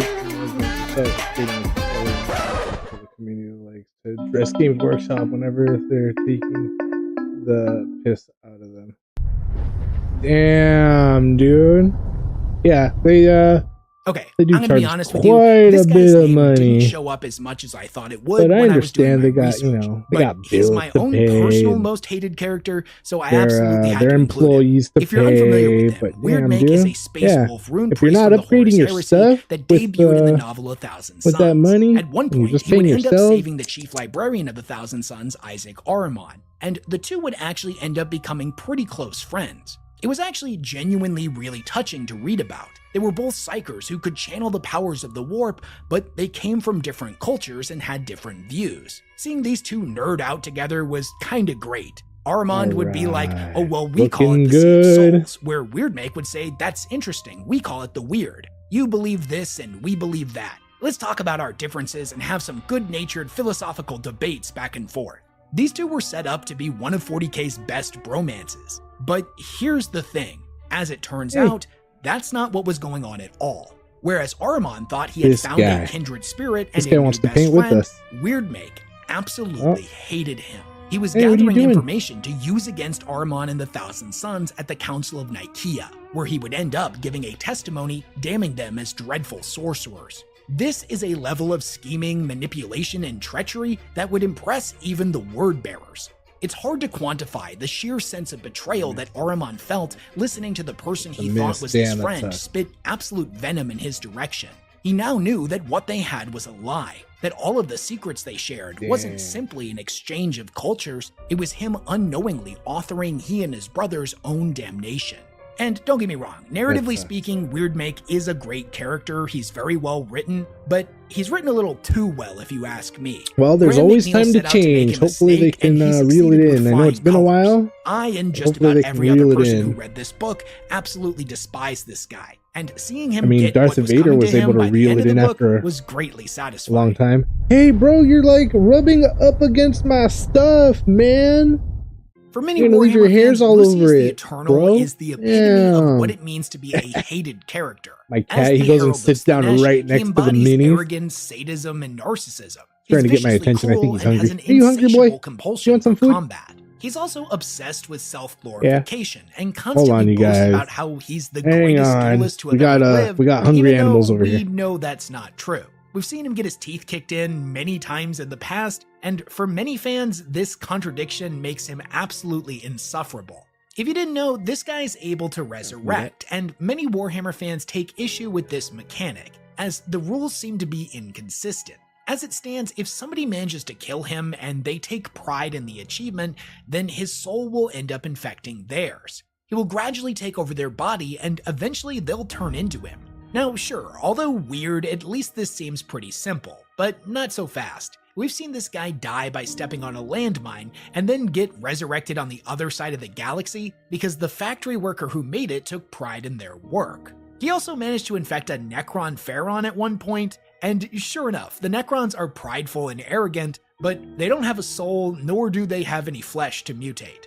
So how did that work? Some people like myself are able to look past these instances and just kind of enjoy the character for what he is, but others value consistent rules and laws that govern such an expansive franchise. Now, I'm gonna be honest with you, full bias disclosure here, I actually kind of love Lucius. I think he's underrated and most people are sleeping on him. His horrible personality makes him ridiculously entertaining to me. I find him genuinely hilarious. He's a cocky, arrogant, insufferable bastard that routinely gets humbled, yet he still somehow finds a way to convince himself that he's the greatest that ever lived. That's He's right. Great. I much prefer characters I like his him attitude. to ones like Cato Sicarius that are also cocky and insufferable, but the narrative tends to bend around them to make them win, whereas with Lucius, we at least see him lose pretty consistently. Yeah. Now, I'll fully admit that his resurrection He's mechanic over is there eating gimmicky, now. but I'll take that over just copious plot armor every day of the week. And to Games Workshop's credit, it's been implied in the novels that his resurrection mechanic doesn't work necessarily because his opponent takes pride in killing him. That's just one vector of infection. At the end of the day, Lucius keeps coming back because that's Slaanesh's will. Alright. The Dark Prince finds him entertaining, and so long as he continues to amuse them, he's gonna keep being resurrected. As soon as Slaanesh grows bored with him, it's gonna be lights out, something that has caused Lucius a lot of existential dread recently. Now, although I like this take a lot better, it definitely conflicts with what we've been told in the past. So if Games Workshop ever wants a sizable portion of the community to take Lucius seriously, they're gonna need to do a lot of work to clarify this. Until then, he's gonna remain as one of 40K's most hated characters.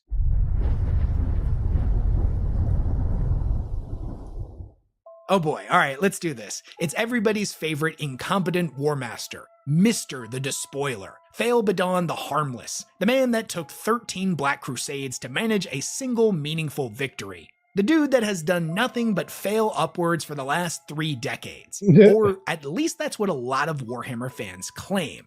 And it's why I had to include him in this video. He's undoubtedly one of the most hated characters. But full disclosure, we're with Abaddon. characters like John Grammaticus. Is Although that what I that didn't is? personally hate the guy, I understood why others did. Abaddon is one of those that I just Ah. vehemently disagree with. I I could've think swore he he's called him great, something he else a shouldn't be second on this ago. list, everybody else is wrong.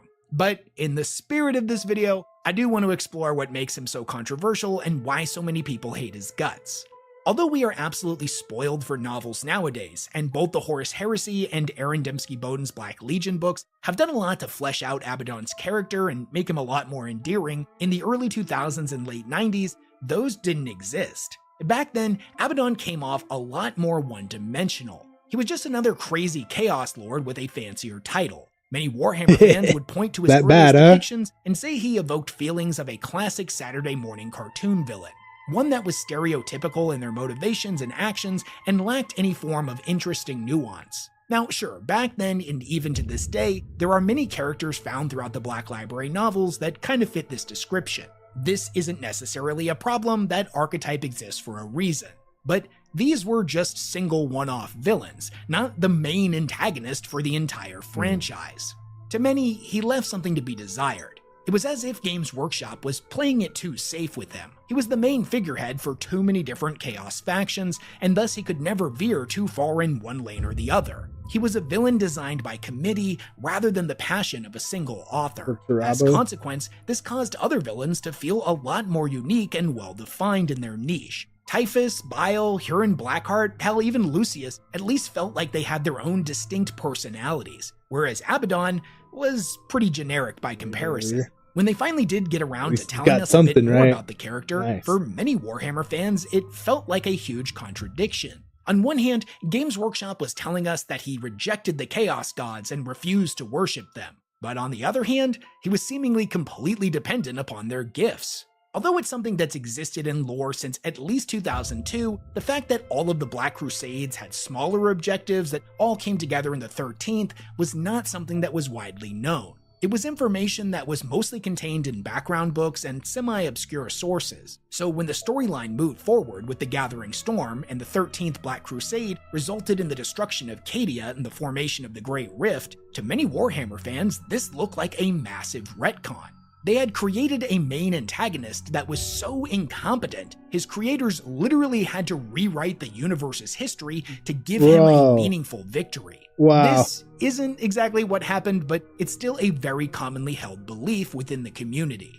Another major issue that people had with this character is in relation to his overall power level, especially now that many of the Primarchs have returned to the setting. If you're new to Warhammer and you've only joined within the last couple of years, you gotta remember that back in the 90s, 2000s, and even the early 2010s, the Primarchs really weren't a thing. Now sure, they existed in the lore, but They weren't active characters in the 41st millennium. They were just these mythological figures that got referenced from time to time. I see this pretty frequently. Warhammer fans that have joined since they started coming back sometimes just can't really wrap their head around why they haven't taken his place. They're so much more powerful than he is, so surely that means they should be in charge. Now, I could go on and on about the issues that people have with him, but ultimately, I think Abaddon is a victim of several major things. First, there's tons of misconceptions about him that have been spread through memes. Second, easily accessible information sources like the wiki tend to remove a lot of the compelling and interesting context from his stories and boil him down to a tally of victories and losses. Now, there's nothing wrong with using the wikis to learn the lore. In fact, I think they kind of get a bad rap in the community. You sure did, they're actually a great first step for new people. Yeah. But if you're not actually reading the stories that these characters come from, and you're not getting all of the context behind what happens, and entire novels are boiled down to just a few sentences, then you might end up falling into the trap where you base a character's worth on how high or low they are in the power scale. Now sure, mostly speaking, power scales and stuff like that are totally harmless. Arguing about power levels is a time-honored tradition. It's something that's prevalent in other nerdy communities like the anime scene or fandoms based on pretty much any video game, all of which have a pretty big overlap with 40k. And though I firmly believe looking at 40k through this lens does you a disservice and robs you of interesting and compelling narratives, if I'm being honest, a pretty sizable portion of 40k's lore exists in service to a literal tabletop game, which is full of power scales and quantifiable stats. It's not difficult to see where this mindset comes from or why it's so prevalent. So yeah, that's a pretty abridged version of all of the issues that people seem to have with Abaddon and where I think they come from. He's one of those characters that I'll fully admit it's kind of hard for me to set my bias aside for. So if you're one of those people that have read all of his books and you still hate his guts, definitely let me know your take down in the comment section below. Because when I was doing research for this video, like 99 times out of 100, the people that said they hated him had never read a single book that he had been in. So I didn't really know what to do with that, if I'm being honest. In times like these, count on Gracelight for safe, welcoming healthcare. Jimmy John's wants to make that sandwich a little less lonely by adding free chips and a free drink after 2 p.m. Zero accounting software helped put me on Forgetting the to right breathe path. over here, you guys. It's easy to find your Open my numbers breast, all trying in to get in one that little place crevice and get crack. a clearer financial picture.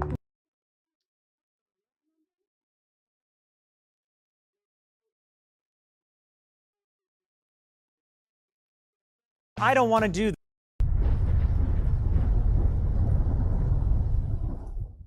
People love to hate on Matt Ward for his contributions to the lore in and around 5th edition, and don't get me wrong, I get it. But he also gave us Trazyn the Infinite and made the Necron dynasties a much more interesting faction, so there's some good and some bad. But what this man did with Kaldor Drago, the Supreme Grand Mary Sue of the Grey Knights? Unforgivable. Less a character and more Matt Ward's own personal power fantasy, Kaldor Drago's legacy is filled with impossible victories, each more nonsensical than the last. He managed to kill a demon prince in his first recorded battle honors. He managed to hold off an entire demonic incursion in real space by himself, fighting non-stop for 2 days straight. He managed to not only defeat Mortarion, but tear out his heart and carve his predecessor's name into it, and then banish him back to the warp. He's also said to have burned a considerable portion of Nurgle's garden, laid ruin to a city of Tzeentch, and killed a bloodthirster in Khorne's realm, single-handedly and basically unarmed. And honestly, there's a lot more to this list, but I think I'm done reading these. I think you get the point.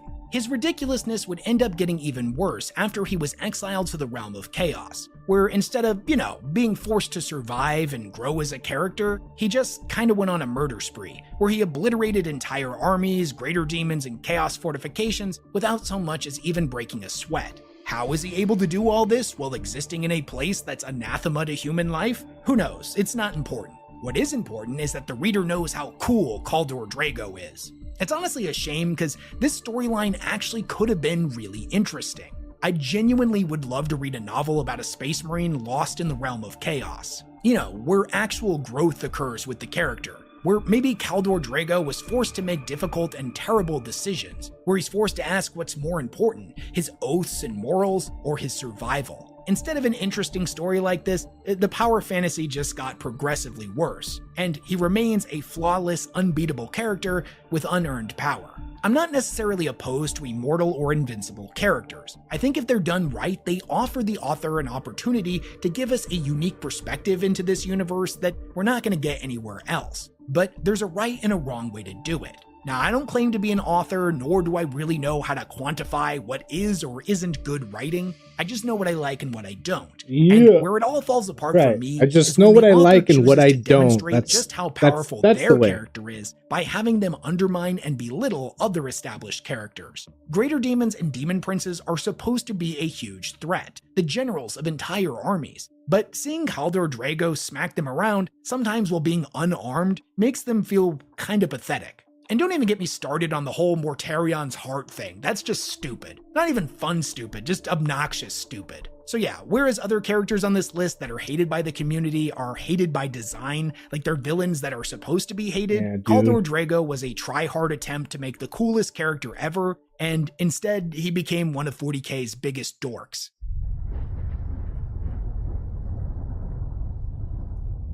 Erebus, the first chaplain of the Wordbearers, is easily one of the most universally despised characters in all of Warhammer 40k. Not only was this dude basically responsible for the entire Horus Heresy single-handedly, but everything about him is tailor-made to be hated. He's a smug, arrogant, manipulative schemer that lies with every breath that he takes. This is the guy that stole the Anathame blade from the Interrex, which was then used to mortally wound Horus on the moon of Davin. Afterwards, he tricked the Sons of Horus into bringing him to a temple where he could use sorcery to infiltrate the wounded Primarch's mind and turn him against the Emperor. He was also the one who spread the warrior lodges throughout the legions, which caused further division between brothers. He orchestrated the Istanbul massacres, and worst of all, he killed Argol Tal, everybody's favorite word-bearer and Karn's BFF.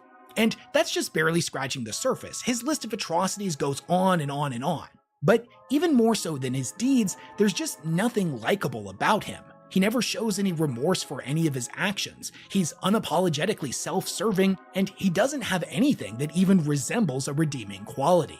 Not only is he universally loathed by the Warhammer fanbase, but even his own allies in the stories can't stand him. What I'm trying to say is he's really good at being evil and being hated.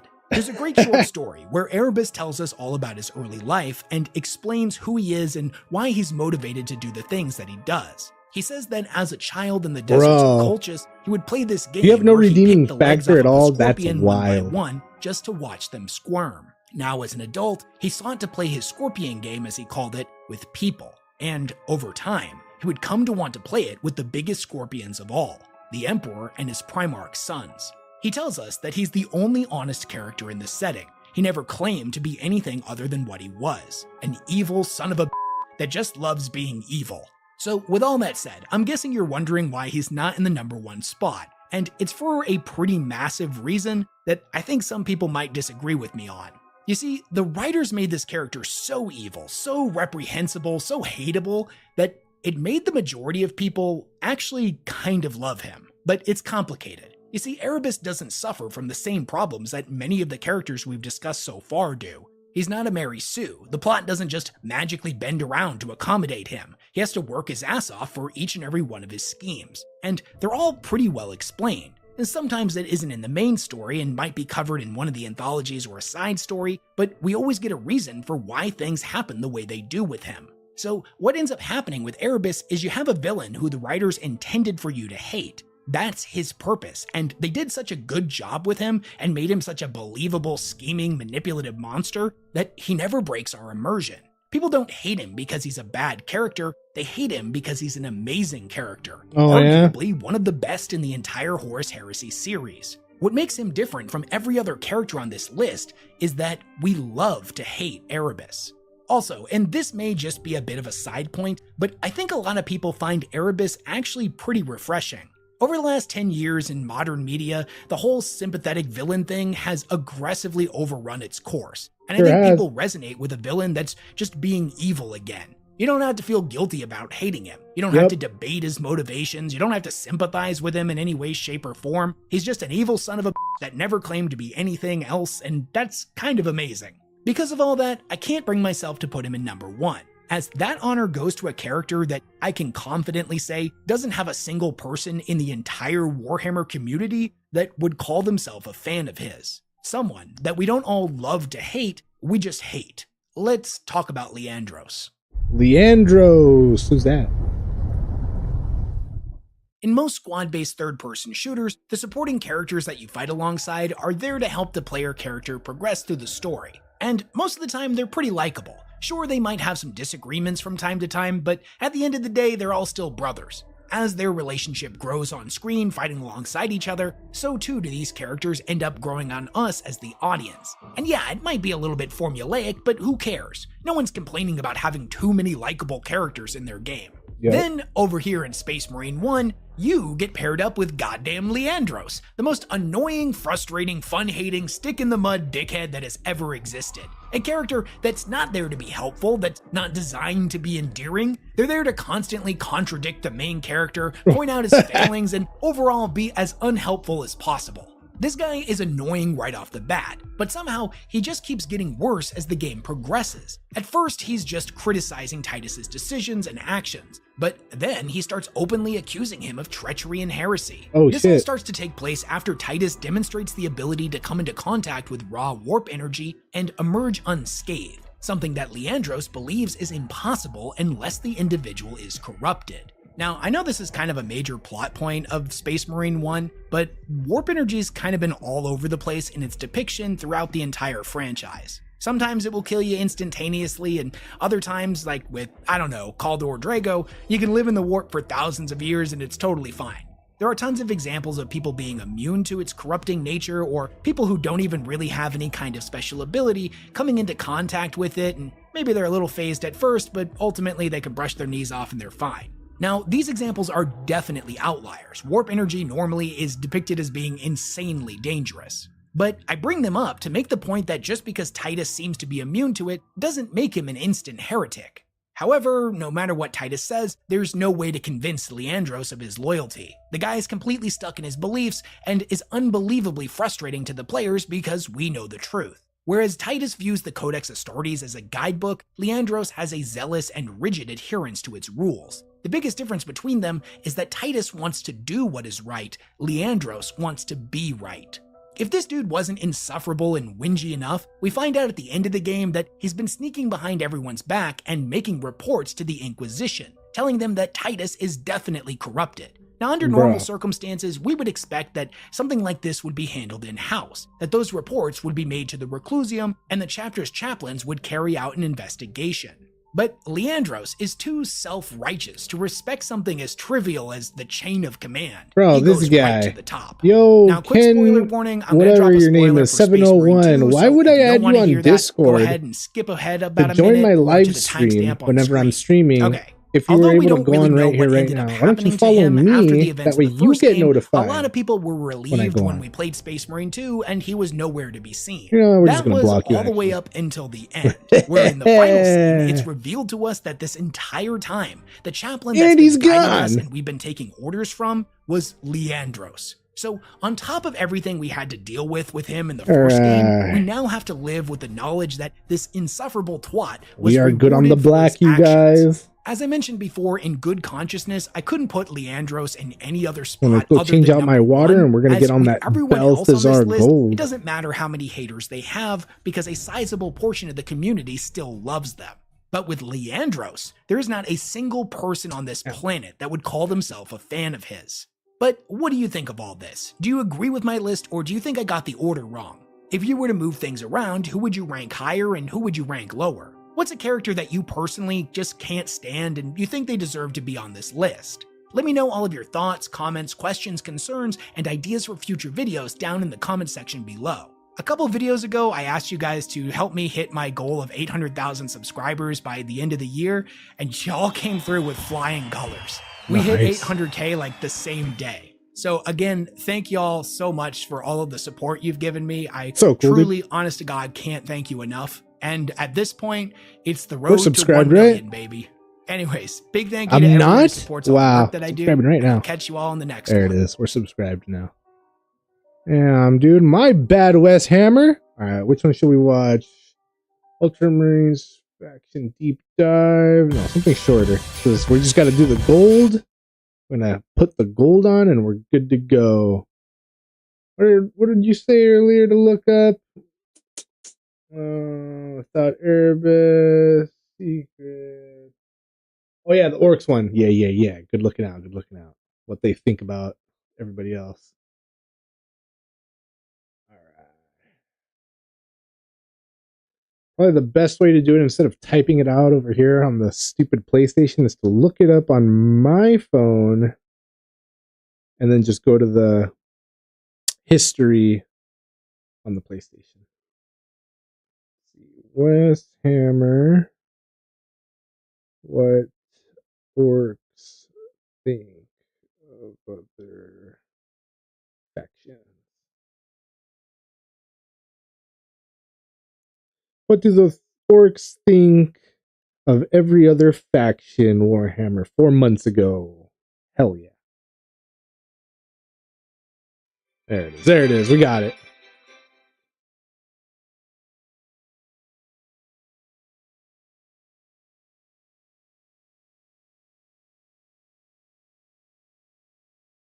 Now that I've watched it, I can go over here and go to history.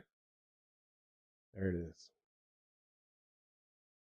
According to recent polling data that I That's it, right? Yeah. Here we go.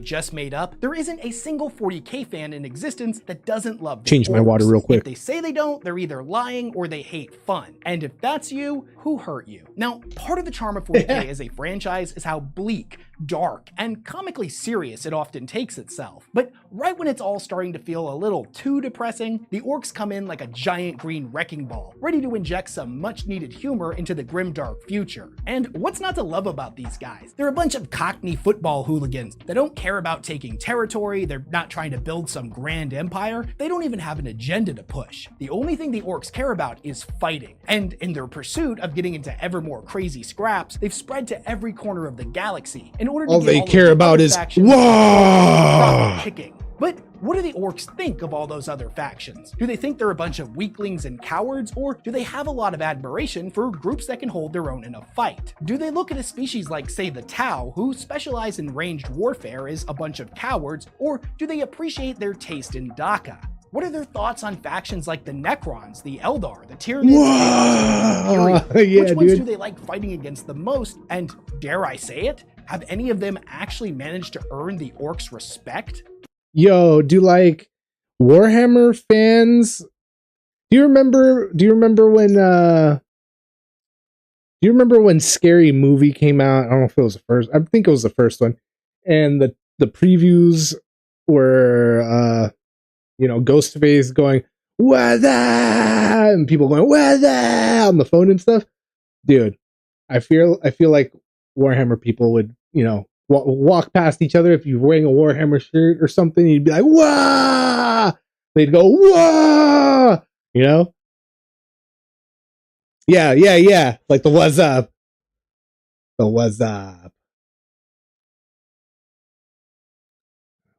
What about some of the gods in this universe like Khorne or the Emperor? Do they respect them as avatars of war, or think they're a bunch of wimps waiting to get pasted by Gork and Mork? We're gonna get into all bloody that orc whole lot army, more that's in this video, badass. as I had nothing to do but That's so research this cool, one dude. for You the can do last whatever week you after want with catching your COVID at a miniatures. You Magic the can Gathering event, paint them all which bloodied I know is an up and obvious thing to bruised say now up that I'm and saying be as it out creative loud. as you It's like want with saying them. I caught the That's so plague cool, when I dude. visited Nurgle's garden. It's So like, dope. what was I thinking? I love this. So yeah, I love sorry if I this. sound a little bit off in this one. I'm still kind of getting over it. But anyways, before we dive headfirst into the Grimdark, a quick shout out to this video's sponsor. This video is sponsored by Warhammer 40,000 Tactics, Wow. a fast-paced Yeah, and dude. exciting turn-based tactical strategy game Yeah. set in the Grimdark future. You could see them The big trying news to this like month is keep it that together Tacticus in is public, celebrating their 2-year anniversary. Not only trying to hold back, trying to keep it from coming out. Whoa! their anniversary event about to kick off, there's never been a better time to either come back to Tacticus What? Fast forward more? No. or start playing for the first time. Click on my link in the description of this video to download and play the game for free today. A huge thank you to Warhammer 40,000 Tacticus for being such a longtime sponsor of this channel. I probably don't need to tell you this, but Warhammer 40k can get pretty dark. The Milky Way galaxy of the 41st millennium is one where hatred and loathing have been allowed to fester and spread unchecked through the minds and hearts of nearly every some of the other species. players that when we try to don't measure ever how they touch all orcs would feel probably be about like, each what are you other, talking it's about? ultimately an exercise in splitting hairs over who they each hate the most. But right Maybe. at the moment we're about to give up hope that anybody could be having a good time in the grimdark future, we're introduced to everyone's favorite boys, the Orcs, a bunch of fighting-obsessed Cockney hooligans who rampage across the galaxy looking for a good scrap to get stuck in. If you know Start anything that about Balthazar 40K, Gold. I don't need to tell you just how amazing and hilarious they are, even if the people in universe absolutely hate them. They're like a hurricane of violence that carves a bloody path across the stars and kills anyone that gets in their way. But from our perspective, they seem to have a pretty good sense of humor about the whole thing, and their passion for fighting is pretty damn infectious. The funny thing about orcs is that all of the fighting they do isn't motivated by hatred for their enemies like most other species. In fact, hate is kind of a foreign emotion to the orcs. They have no concept of what it's like to hate something. Now sure, there's things they don't like much or maybe find annoying, but they have a simple and elegant solution for that. They just fight those things, which is what they love to do and thus what they assume everybody else in the universe loves as well. And speaking of fighting, it's pretty much the only thing that the orcs care about.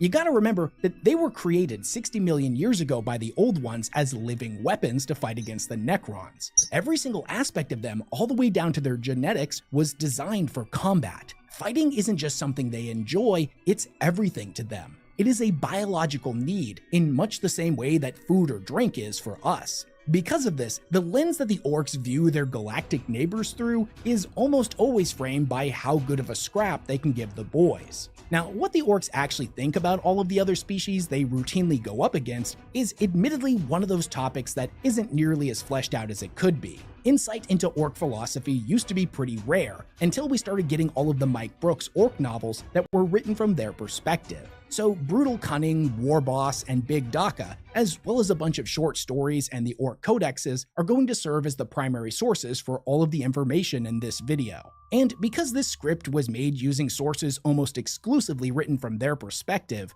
I'm gonna do honor to the orcs and use all of their preferred names for different factions. Now, I'll explain them as we go, but real quick, humans are known as Humies, Space Marines are Beakies, all Eldar are Scrawnies or Pansies in the Vader lore, and their Dark Eldar variant is known as the Spikies. Tau are Fishheads or Fish Boys, Tyranids are Bug-Eyes, Necrons, and pretty much all robots for that matter, are known as Tin Heads, Tin Boys, the Tins, or the Tinnies. And Space Marines are the Chaos Lads with the Spikes, and my personal favorite, Demons are known as, quote, Chaos Griblies. We're going to kick things off with their thoughts on Humies, as by far there's more information about their feelings on them than any other faction. And by examining how they view our species, we get a good framework of Orky values that we can use to understand their relationship with Chaos and other Xenos.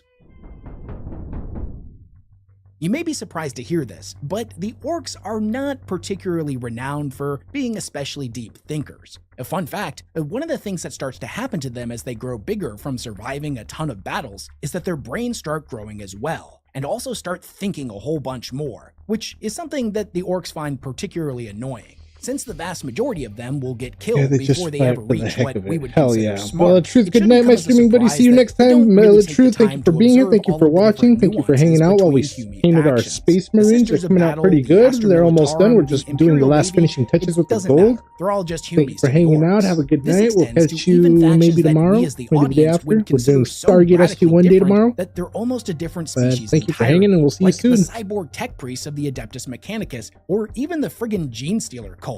The former is just the Humie equivalent of mech boys to the orcs, and the latter is a bunch of funny looking Humies with too many arms. There is of course one major exception to this rule, and that's the Space Marines, or the Beakies as the orcs call them, due to the fact that the Mark VI Corvus pattern power armor looks kinda like a bird. The other most common variant of Space Marine armor has a faceplate that the orcs think looks like an orc when he's straining too hard at the drops, which is their word for a latrine. Now that obviously doesn't make for a good nickname, so no matter what armor they're in, all Space Marines are beakies, but we'll get into their thoughts on Space Marines later in this video. In multiple scenes throughout the Orc novels by Mike Brooks and many codexes and campaign supplements from the last few decades, we get some direct quotes from the Orcs that give us a lot more insight into their views here. From their perspective, Humies are kind of weird. They're fun to fight for reasons that we'll get into shortly, Humies. but culturally, they just do a lot of things that don't make any sense. Like, for example, one of the Orcs' favorite pastimes other than fighting is looting.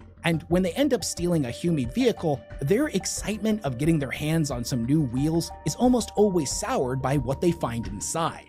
You see, Humies have this really annoying habit of putting all of their flashy buttons and lights on the inside of their vehicles, which, as every good orc knows, flashy gubbins are meant to go on the outside to show off to all the other boys. At least Humie vehicles normally have a good old-fashioned set of wheels or tracks that they ride around on, which is something that the orcs respect. But unfortunately, this isn't always the case. When they fight against the Admech, for example, or the Red Robes as they call them, their tanks float around like the vehicles of the Scrawnies, the Fishheads, the Tin Boys, and the Spikies. Now, some orcs believe this is why the Red Robes are so soft. If your ride isn't constantly being bombarded with bumps and shocks strong enough to compress your spine, you'll never be proper hard. Another thing that perplexes them about Humies and their trucks is that they all tend to drive on these big lines in the dirt called roads or bridges or some other stupid Humie word. They don't understand why they don't just drive wherever they want like the orcs do. Bruh. And likewise, they have this hilariously weird habit of putting wheels on the doors inside of their ships and gargants, which, as every orc knows,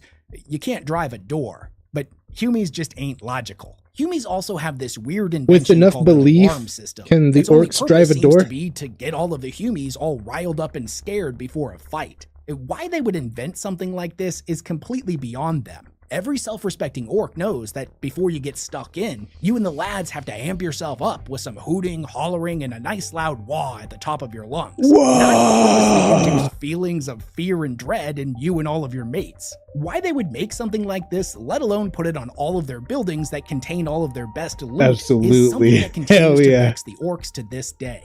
Humies also love wasting time building things Yeah, who that drives don't the seem door? to have any practical Enough orcs application, believe it. like Hell yeah, libraries, dude. schools, hospitals, or even That's awesome. cathedrals to some bloke named the God Emperor. Beings of logic like the orcs would never build anything that wasn't specifically going to be used in a fight.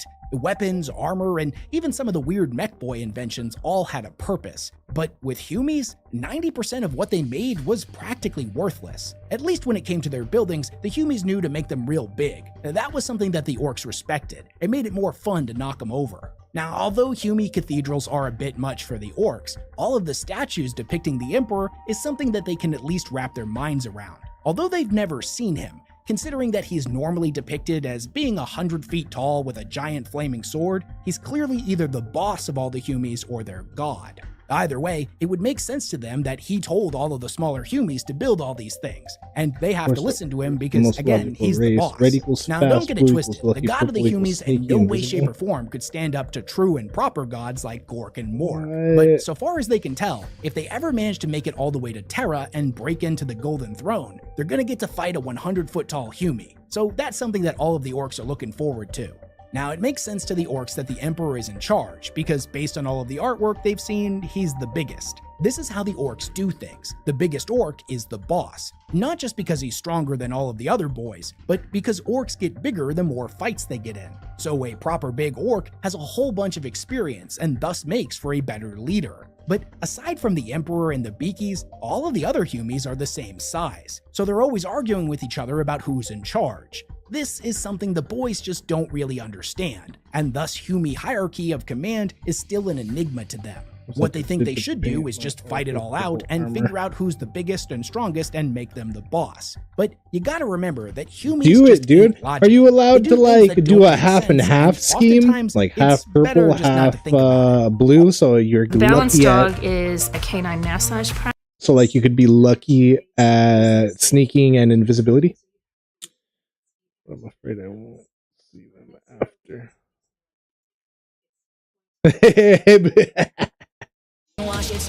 Hell yeah. a spilled spot remover on my dog, and now he's gone.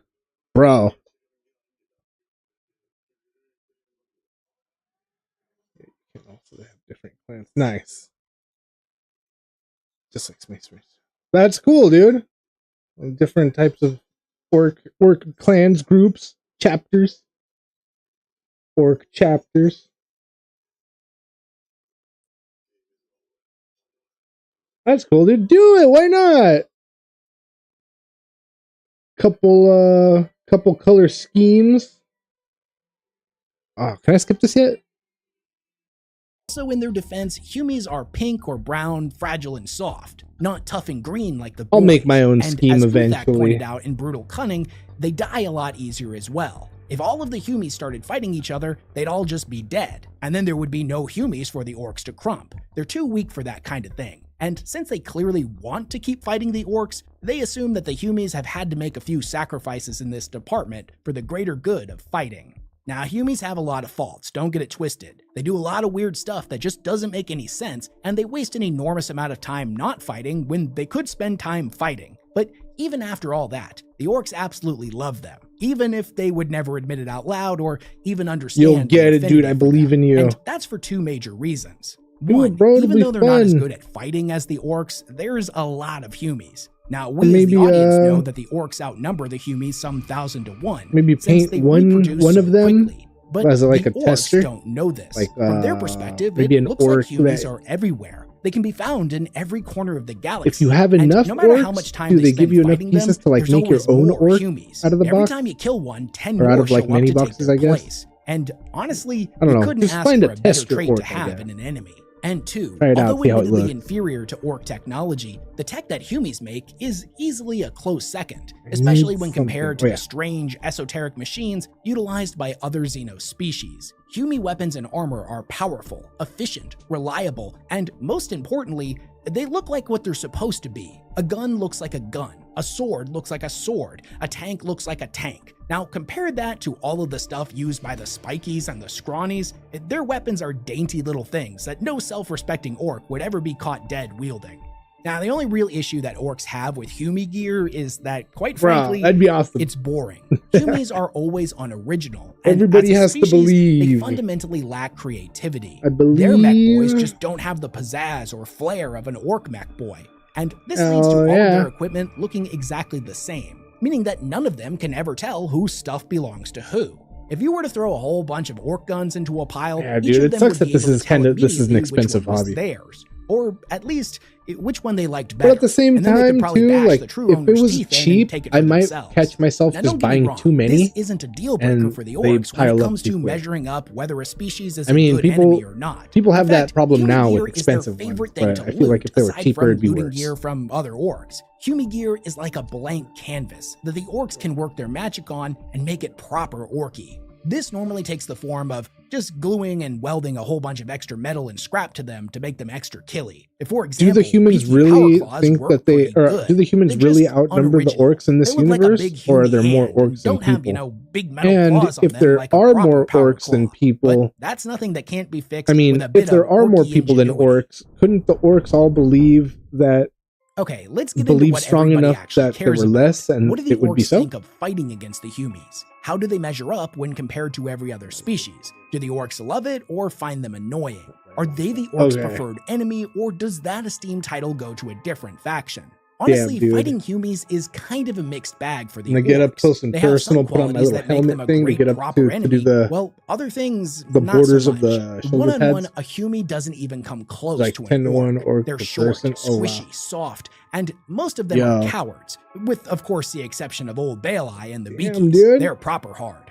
Humies are also just not really built for fighting. The orc's So head even is with the centered down orcs low between their believing that shoulders in there's the middle of more their chest where people, they can keep it is that safe. why the But people the are stronger? Humies have their Humans are head on stronger, top of or their they knock them shoulders, back? just Well, it waiting doesn't for it really. to get knocked off. That's why Humie dreadnoughts, knights, and titans look more like an orc Over than the a entire Humie. If they were built like a Hume with their head on top of their shoulders, they would probably just wander Do they around the know their battlefield own all power stupid-like of believing, until or they is they got knocked just over and killed. when As they I mentioned believe they earlier in just the video, believe, or is Hume it tech like, do is they not as know good it's as belief orc that'll tech, do it? But the orcs will be the first Do to they tell you everybody, that all right, you it's guys, pretty everybody damn has to efficient. believe It's now, good at believe in killing, this so it and can at become least most of their guns actually sound like proper DACA. simple-minded. Not that Oh, cute, okay, cute so they're stuff just that like, the oh, this fish is how heads, it, the this is how tinnies, it and the is, scrawnies use, and that's how or it is the gross because squishy they things think that the that's how. bug eyes fight with that aren't even actually weapons. Also, Humies almost always understand proper fighting etiquette, a rarity in the grimdark future. They tend to show up to the fight with a whole lot of boys for the orcs to crump. This is a kindness and a showing of respect that is not lost on the orcs. It's real neighborly of them, and the lads appreciate I like the orcs, dude. Even if the orcs don't That's really badass. differentiate much between all of the different Hume clans, they can at least recognize that certain groups of Humies utilize different tactics, strategies, and war I don't machines, mind and that's something that the orcs appreciate. a creature Every with orc will faith. tell you that variety is the spice of life when it comes to fighting, Orcs and must the have the Humies, to their ultimate credit, faith. do a pretty good Why aren't job they of part always of the keeping things Imperium? interesting. Oh wait, it's With called them, Imperium you of never Man, really not know what Imperium you're of going to Orcs. get, even if some cowardly groups of Humies like to use long-range artillery Breaks to paste everything. all the boys before the fighting even really gets started. That Don't break admittedly the is something they find game. annoying. But even still, they recognize that this is only one Hume Let's tactic, get and it, having this a last whole lot little of different ways piece. to conduct a fight is an important trait when measuring if someone's a good enemy or not. Man, the camera, man, the What shot. about the Shot's Necrons, or the Tin good. Boys as the orcs call them? Are they as good of an enemy as the Humies? Well, they're certainly a lot tougher than Humies. Most of them can take a hit without even flinching. And the best part about the Tinnies is that when you're done killing all of them, they'll use their reanimation protocols, stitch themselves back together, and stand back up. Then the boys can kill them all over again. Any orc who's ever tried to do this with Humies will tell you that it's not nearly as fun.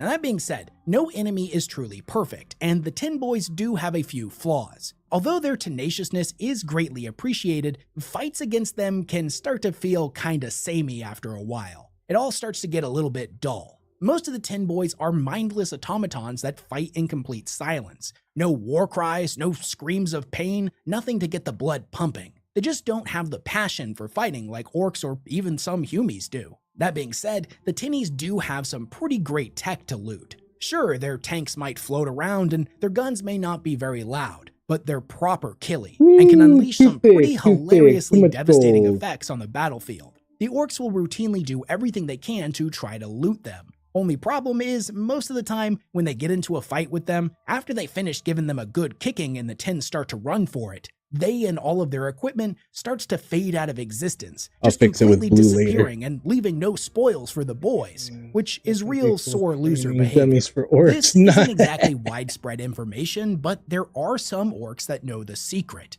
that the best way to start looting tinny gear is not to fight them, it's to sneak into their tombs while they're all still asleep. This is what the Death Skulls orcs of Wa Zort did a little while ago. Once they got inside, they proceeded to start looting like crazy, but their rambunctious enthusiasm unfortunately ended up triggering the tomb's reanimation protocols, and the boys soon found themselves surrounded by thousands of canoptic constructs. If far from being intimidated, the boys were absolutely delighted. They started scavenging and stealing like crazy, and ended up using all of the Tin Boy gear to cobble together hordes of cyborgs and morkanauts and ever more improbable super weapons, while also hijacking some Dolem gates to ferry in wave upon wave of reinforcements. By the time the fighting was done and Overlord Thamtak the Magnificent awoke to take command of his legions, he opened his eyes to the sight of an entire mob of leering mech boys standing over his sarcophagus, evil gleams in their eyes and revving power tools in their hands.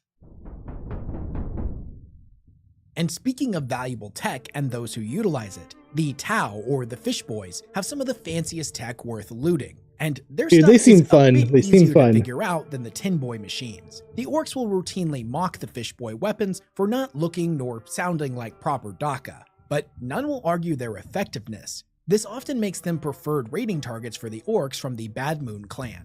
For example, there was a massive colony seeding ship originally known as the Hope's Light in their fishy language that was captured by Megaboss Mokrog and turned into his looted flagship, now appropriately renamed the Tau Bunch of simpletons. The boss Hell has yeah. now been using this to wage unending war on the Kalshan Sept for about 200 years. So yeah, they've got some pretty good stuff to loot. But when it comes to fighting against the fish boys, it's ultimately a pretty frustrating affair for the orcs. You see, the thing about fish boys is they really don't like it when you hit them in the teeth with a choppa, so they'll do everything they can to put as much distance between themselves and the orcs as possible. This means that almost always, without fail, the boys will suffer unprecedented losses in the initial charge, and will almost never get the satisfaction of a good old-fashioned brawl with an enemy that actually hits you back when fighting against them. Now, you would think this would be something that would either cause them to change up their tactics or lose interest in fighting them, but it's not like that at all. They just accept that this is part of the territory with the fishies. Sure, it's a bit annoying, but the delay just makes it all the more satisfying when you do finally get your hands on the gits. Plus, the initial losses just mean that there'll be more fish boys to crump for all the boys that do survive the charge. They might put too much focus in their Daka and negate the joy of variety in a fight, but at least the fishies seem enthusiastic and passionate about fighting in their own weird fishy way. The scrawnies, on the other hand, well, let's get into it. Scrawnies and spikies, also known as the Eldari and the Drukhari, are probably the most annoying of all enemies that the orcs routinely fight. Somehow, they manage to be even more cowardly than humies, which in and of itself is at least impressive. For some reason that the orcs just can't wrap their heads around, the scrawnies seem to be more afraid of dying than any other species in the entire galaxy. Something about some pink god, it doesn't matter. They don't pay too much attention to any gods that aren't Gork or Mork, as the rest of them are just a bunch of wimps not worth thinking about. Besides, every orc knows there's only two possible things that can happen when you die. Either nothing happens and then you're not bothered because there's nothing, or you go to the Great Green and meet Gork and Mork, who then subsequently reincarnate you back into the body of a new orc, so you can go back to fighting and do it all again. Death isn't something that the orcs are afraid of. I mean, it's something to be avoided if it can be helped, but being afraid of it just ain't logical. Also, all of the scrawnies, be they pointy heads, clowns, or spikies, have this real undeserved arrogance about them that the orcs find off-putting. It's like I messed up a little bit, but it looks all right. Automatically behave the way they want it to, and then they get very miffed when it routinely doesn't. Just like how the humans right do things there, the that orcs gold's find a little baffling, thick, it's much the that same bottom way with the line. scrawnies, but somehow even worse. And am I supposed to do the bottom of it gold? Oftentimes stupid as humans, the bottom of the shoulder pad, like that, sort of function in a vaguely similar manner to down the orcs. there. They're just really bad. That's how I did on that orcs. side. But That's the scrawnies go gold. one step further and do things that actively annoy them. They follow the same path as the tin boys and the fish heads, in that they make all of their trucks float around on You want grav to listen lifts clean? rather Thanks, than being dude. set on good old wheels and tracks. Also, if their guns do make any noise, it's all weird sounds that certainly aren't Daka. A proper gun should have enough recoil that it almost breaks your shoulder with every shot. Alright, But just yeah, like it with other looks better species, down every when orc it's that's down ever like that fought at the against bottom too, scrawnies because when it and looks lived blue long at the bottom, enough it's to like, have oh, another they go just knows put that a looks can be thin deceiving. coat on the Just like their armor. owners, But when you scrawny see it guns are thick like skinny, that, it's like, flimsy oh, dude, things that's that they all can easily gold. break over your knee without That's like- much effort.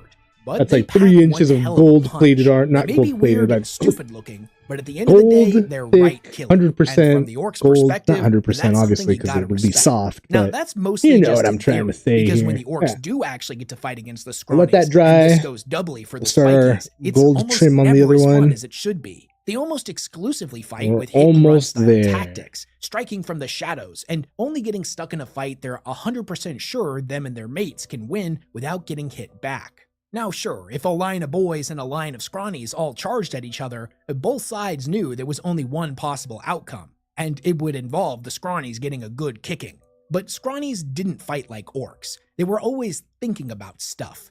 And the spiky ones had this got left on annoying this habit guy. of laying Right. traps to draw a couple of mobs off at a time and pick them off one by one, which was just rude. They didn't even give the rest of the boys a chance to get in on the scrap. Also, with the spikies in particular, they have this weird fascination with fighting things that can't or won't fight back. This behavior is I'm getting anathema there, to it's the getting orcs. there. It's the equivalent of shooting at rocks, which sure Little enough by can be fun little, for at least a little while. slowly. But the point of a fight was the fight, where your blood The most was important pumping part and Gork is and I'm Mork were having roaring fun. in your ears. And It's thanks not for fun hanging out unless here, the other dude, git and is looking chilling to take while I your do head this. off in return.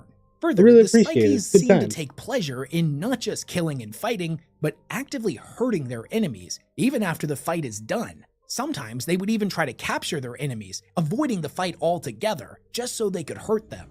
Now, torture is something that orcs just can't wrap their heads around. Why would you waste time poking at your enemy like this when you could just move on to another one and keep fighting? No self-respecting orc would ever engage in torture, not even to their worst enemy. The very idea makes them sick. Well, unless it was funny. Then they definitely would, and have many times in the past. But that's different. So the Scrawnies use tactics that aren't much fun to fight against, and since they're a dying species and all, there's not very many of them. Both things that don't rank highly when it comes to traits of a good enemy. So is there anything redeeming about them at all? Well, kind of, at least to some orcs. When it comes to looting, as I mentioned before, the orcs find the aesthetics of scrawny weaponry to be pretty off-putting, but they do respect its power. Likewise, they're fascinated by scrawny armor, as even though it's no thicker than an orc's finger, it's capable of stopping a bullet or a choppa just as well as a hunk of steel as big as an orc's fist. It's way too small for the orcs to wear though, and even if they could fit into it, they know they'd be the laughingstock of their mates. So if they do use it, they have to bash it into the shape of something that's at least not completely humiliating. The rest of the Scrawnies gear, though, has a bunch of weird properties, like the ability to make portals or make things float that have no business floating. Yo, Area 51, what's up, my dude? By the mech boys. How are you, bro? We're just getting our little details in. We're almost done with these two guys. We're putting on the last little bit of gold touches. Together, we can save and watching commercials. From all those hope you're doing good, G. Self-driving sleep pods. Everyone else keeps polluting our streets with. Febreze has a microchip, so it smells first day fresh for 50 days. Does mine have a microchip? Start your day with Nature Made, the #1 pharmacist-recommended vitamin and supplement brand. Man, that sandwich looks lonely, and that's sad. So let Jimmy John's fix that by adding free chips and a free drink. Turn an 8-inch sandwich or wrap into a combo for free after 2 p.m. Only at Jimmy John's. Rated M to AL. Together, we will save our people from this tortured existence. We are the Helldivers. PlayStation. Now, the Bug Eyes, also known as the Tyranids, are probably about as far from Scrawnies as you can get. Not only do they seem to love fighting, but there's an endless variety of different types of them. Not to mention the best part, there's a lot of them. They reproduce just as quickly, if not even faster than the orcs do. So when the boys find a planet currently being overrun by Bug Eyes, they know they're going to have more entertainment than they know what to do with. There's just a couple of small issues when it comes to fighting them. First is that whereas the Scrawnies think way too much, the Bug Eyes don't really think of much of anything at all. They're like big squigs in that regard to the orcs. The only thing they're concerned with is getting their teeth into their next meal. Now sure, sometimes they may look organized and like they're working together, but remember, looks can be deceiving. All the boys gotta do is pop one of the big brain looking Bug Eyes and the rest of them go absolutely nuts, which, in fairness, is always good for a laugh. The second issue that they have with them is that there's just not much they can loot from them. All of the Bug Eye weaponry isn't much use to an orc. They're all fleshy, rotting organs and not proper dakka. Now that being said, their teeth, scything talons, and chitinous armor plating can be fashioned into some pretty good gear with a little orky ingenuity, but most orcs prefer metal equipment, something the Bug Eyes just can't offer them. Now, of course, fighting is what truly matters. No orc would argue against this, but looting is important too. If fighting was a cake, then looting would be the frosting. Pillaging. Everyone knows that cakes always taste better with frosting. Wrecking up the place. Unless it's cheesecake, but I'm getting ahead of myself. I don't think there's a single orc out there that doesn't like fighting against the Bug Eyes, but some orcs like it way more than all the rest. The Snakebites, for example, a more primitive orc clan that follows what they call the old ways, enjoys the thrill of the hunt and routinely targets Bug Eyes and other big beasties as their preferred enemy type. There's actually one tribe of snakebite orcs in particular, known as the Worm Killers, that have taken this to an entirely different level. You see, at one point, this clan was fighting against the Bug Eyes in some jungle on a backwater world where they discovered a big fleshy Bug Eye spore. They brought it back to their fleet and cracked it open, and out came hundreds of tiny baby Bug Eyes that quickly ran off in every direction. They would soon find that these creatures grew really quickly, and they were delighted to find their cruiser in a very short period completely overrun with them. No sooner had they bashed one in than another would appear out of a vent or a drain. Now, eventually, the cruiser was completely infested and became the mirror image of the Tyranid-infested jungle from before. The only orcs that ended up surviving were these snakebites, who had become absolute experts in hunting these beasties. Eventually, they managed to kill all of them, and when they met up with a bunch of other orcs, they were absolutely covered from head to toe in Tyranid trophies, and had taken on the name Wormkillers. This experience had been so much fun for them that they decided to hunt down more of those spore pods, which they would then subsequently bring to new worlds, pop them open on their surface, and then leave for a few years, only to return to a planet completely overrun by bug eyes. It was perfect. Not only were all of the humies that lived on these worlds super mad, which the Wormkillers found really funny, but now they had a whole new planet of bug eyes to smash. Although exact numbers can't be confirmed, it's estimated that the Wormkillers have unleashed a bug-eye Armageddon on dozens of worlds, ensuring that they're never far away from a good fight. Now, the Beakies are probably the most classic and iconic of all of the orcs' enemies, and it's a huge reason why they enjoy fighting against the humies so much. Pretty much every major weakness that the humies have when it comes to being a proper enemy, the Beakies have fixed. Humans by tradition are soft and cowardly, but Beakies are proper hard. In their armor, they're about on par with an orc in terms of size, durability, and strength. And maybe not a war boss or a knob, but at least your run-of-the-mill boy. They're also far more aggressive than regular humies, and are not prone to streaks of cowardice. Honestly, the way the orcs see them, the Beakies are more like them than any other living creature in the they sound pretty entire galaxy. badass. They're like kindred spirits, so to speak. I mean, The Beakies is every understand that a fight is every something you run faction towards and not away badass from. in its They're own way in tough, 40K? strong, fast, and they'll Or is keep fighting there even like after one they've faction taken that a good nobody ever kicking. wants to play? Not to 'cause mention, they're, like, they've got lame? good taste in both armor and Daka. Their bolters are good and loud, just like the orcs' guns, and their armor is much more well-made than all of that other humie stuff, making it some of the orcs' favorite equipment to loot. Now, it should come as no surprise that the orcs have a lot of respect for them, but they're not perfect. First and foremost, there's not nearly enough of them. Somehow, they might even be rarer than the scrawnies, and much to the orcs' disappointment, most of the time when they go to fight the humies, there isn't even a single Beaky to bash. Second, like I mentioned earlier in the video, the orcs don't really understand the concept of hate. Anything they find annoying, they'll just fight. But the Beakies, on the other hand, seem to be entirely consumed by hatred for anything and everyone that isn't a humie. Hatred drips out of every one of their pores and motivates every action they take and every decision they make. Now, sure, them being so hateful made them a bit more fun to fight, but some of the more thinky orcs actually kinda pity them in a way, which is another emotion the orcs aren't used to dealing with and they find it annoying. Hell yeah, dude, You I see, like that. Beakies are so consumed by hatred. Well, and no an matter underlying what, whatever I bitterness play, that there's they're gonna be robbed something of the dope joy about they it. I'm should be down. experiencing Whether in it's some the fight. lore or It's something. like, dude, why are you so angry? We are actively engaged in the most fun thing you can possibly do, fighting. For the orcs to think that you need to take a chill pill is at least some kind of accomplishment. Now, whereas the orcs don't really think much about the different chapters of Space Marines outside of the different color that they paint their armor, they do at least recognize that there's at least two different types of Beakies, because the Chaos lads with the spikes have a completely different group of mates they pal around with.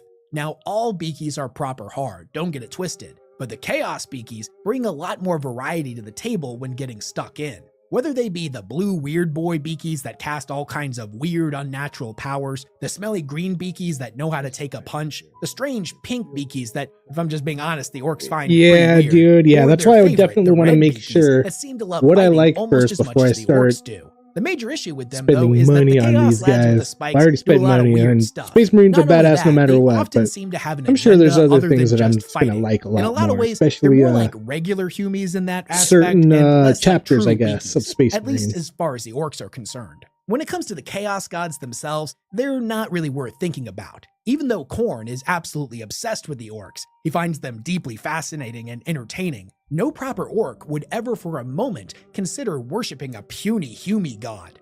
Gork and Mork were the only true gods any orc would ever associate with. Now, all that being said, in their defense, the Chaos Boys are probably the kings of variety when it comes to fighting. You never really know what to expect with them, and thus their fights never get dull. When dealing with the warp and all of the strange, unnatural things that come out of it, things routinely get pretty weird to say the least. especially when you're dealing with the Chaos Griblies, or the demons as the Humies call them. They can show up seemingly out of thin air when you're stuck in a fight with the Chaos Lads, or even when you're out in the warp minding your own business. The orcs view the demonic incursions of Griblies onto their ships as a good bit of sport, a fun way to pass the time on long journeys. And sure, Griblies are fun enough to fight, certainly is a nice change of pace between mutinies, but no matter how brutal and vicious they are, they're ultimately just not that satisfying to kill. When the orcs crump them, they just dematerialize, disappearing as if they were made of smoke. Now, every orc knows that the best part of the fight is when you lop off the enemy Git's head and all the blood goes gushing out. They never get that satisfying payoff with the Griblies, which ultimately just leaves them pretty pent up and frustrated. So most of the time, after they fight them, they just go back to fighting themselves. So the Chaos Lads with the spikes have their place in the hierarchy of enemies, just like the Griblies and the rest of the species within the Milky Way. Unfortunately though, there are some enemies that we know the orcs get stuck in with pretty frequently that have yet to be written about from their perspective, so we can only really speculate on how they feel about them. Now hopefully when Games Workshop decides to flesh out the Leagues of Votann, or the Stunties as they used to be called in turn the light down a little orcs, we'll also get a few stories from the orcs' perspective to see what they think about them. Likewise, the Custodians, who we can assume they would love because they're like bigger, harder beakies with way better gear to loot, would be right at the top of the list for the orcs' preferred enemies. But as of the time of this recording, we haven't gotten a book that lets us see inside of their head while they're fighting against them, which is a real shame and it's something I hope they correct in the future. But after all this, what do you guys think? Who do you think would be the orcs' favorite enemy and why? Now personally, I'm leaning towards regular old Humies as they've got the most history. Came out of the lines with the gold a little bit, but I can always fix that blue with a little bit of blue on top later. And they don't keep written records. So from the modern orcs perspective, Humies, or more specifically the Beakies, are the ones that check off the most boxes when it comes to traits a good enemy should have. Dude, if you like this video and you want to see more content like it, do me a favor and hit the like button, leave a comment, and maybe subscribe to the channel if you haven't already. And share this with your friends. It helps me out a lot and I really appreciate it. Also, sorry if I sound a little bit off in this video. I've got a wicked bad flu, but on the shoulder pad, what's supposed to be gold, like the plastic, also, maybe check out the other videos I've got linked here in the end screen. I just recently made one on all of the differences between psychers and sorcerers. It's just like a little plastic flaw, I guess, in it. I might have to shave it down a little bit, I also made a but it looks how-to good. guide on how to properly summon a demon, at least in 40k. I had to dive into some pretty obscure source material for those two, so they're worth checking out if you like chaos lore. Anyways, as always, big thanks to everyone who supports all the work that I do, and I will catch you all in the next one. Feeling healthy. Turn up the light a little bit more and eyeball them one more time. Making a dinner that makes their whole day. And giving your best friend the best nutrients for their best life. Science did that.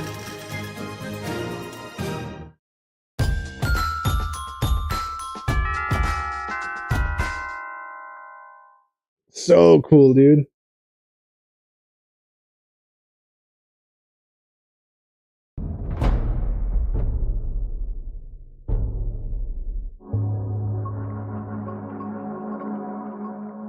Yeah, dude. So there it is. Two more Infernus Space Marines, you guys. Done and completed. Take my hat off now. Oh.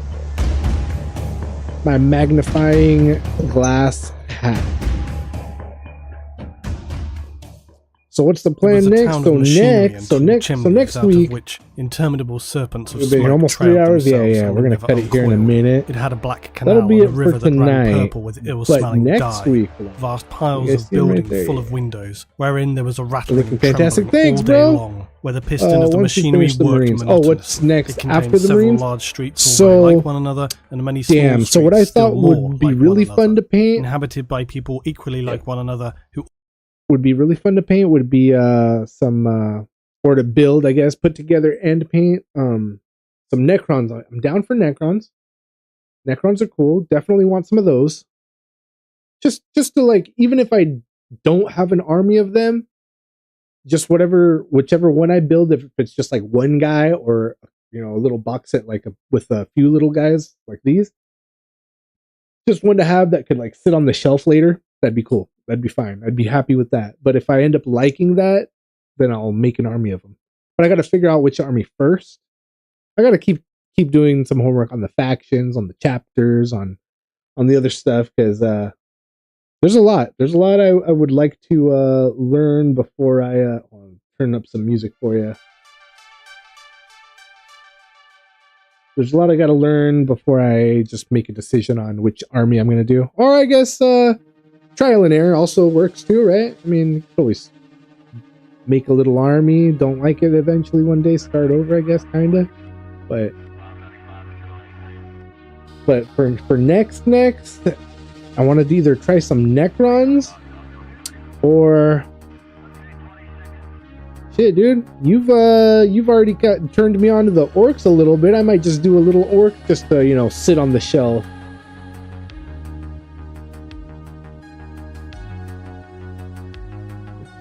Or to maybe get the Battle Force box of Necrons. See, that sounds dope. I'm down for a box, not just one. A little, couple few of them. It's a good value for what you get. Whoa! Yeah, dude. I'm down. Yeah, so Necrons, maybe some orcs.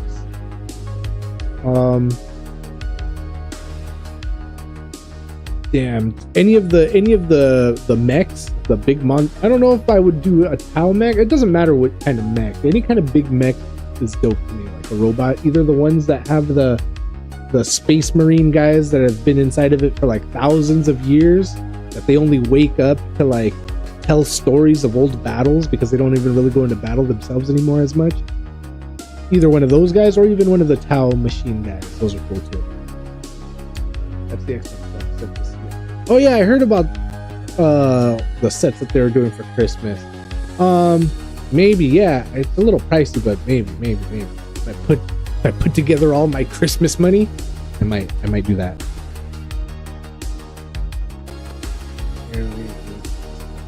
Yeah, somebody broke it down. I was watching a video and they're like, oh, if you were to get all of these, you know, by themselves, you're saving like $50 here. You're saving $100 right here. It's like, oh shit, pricey.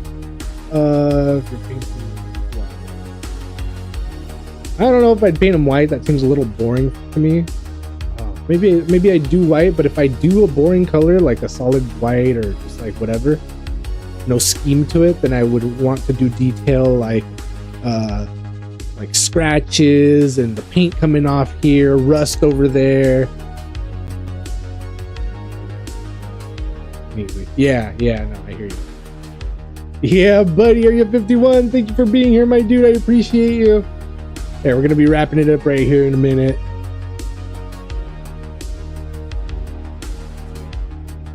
Down. The Battle Force set has the Void Dragon. Yeah, the Void Dragon looks sick. Yeah, something like that. That's down. Any kind of dragon things, I'm down for dragon things. Here, check out my incense burner. I bought this back in like 2007 maybe. And I bought it over at what's that place from the mall where all the goth stuff is? Hot Topic. That little dragon guy. So I like dragons. Dragons are cool. Any kind of mythical stuff where you burn incense. Mythical stuff, I'm down. All that kind of cool stuff. Way down. I would probably like the Age of Sigmar stuff. You know what I mean? I would probably like that. It's just that I'm sci-fi guy also. I love sci-fi stuff. So yeah, fantasy, sci-fi, I love that shit. I love that stuff.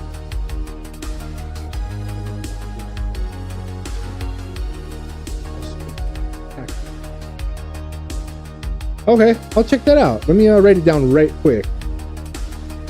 Got a little notebook right here. Pen.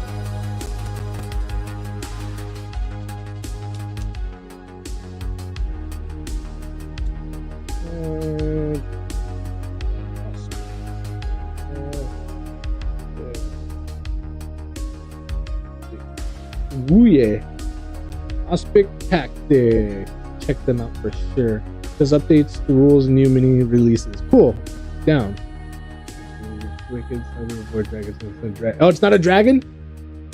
But it looks like a dragon. I mean, for noobs, it's a dragon. To me, it's a dragon for now. Once I get into the lore and find out way more. Let's do this. Yeah, once I know more, then I'll be able to be like, it's not a, well, actually, it's not a dragon, it's a this, you know, I want to know,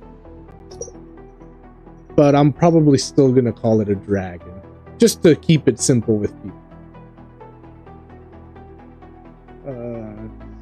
Stevens,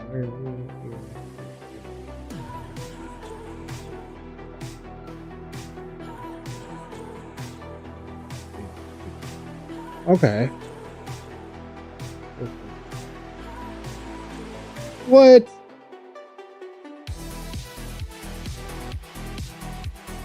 This guy right here on the cover. This guy? Is that the Void Dragon? If that's the Void Dragon, or I'm sorry, whatever it's called.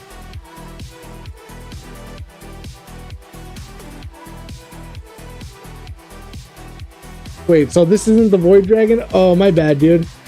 Never mind then, never mind then. Well, I was gonna be like, bro, that kind of looks like a dragon. Maybe, kind of. You're like real drunk and under the influence or something. Where'd my phone go? Here, I'll look it up real quick.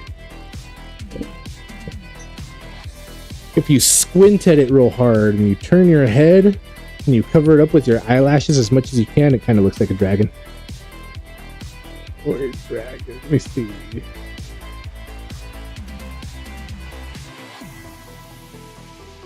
Oh, whoa. Wait, hold on. What? Oh, shit, son.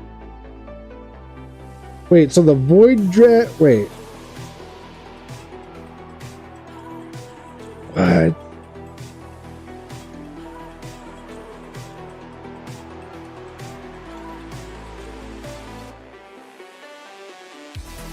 Oh man, hold on.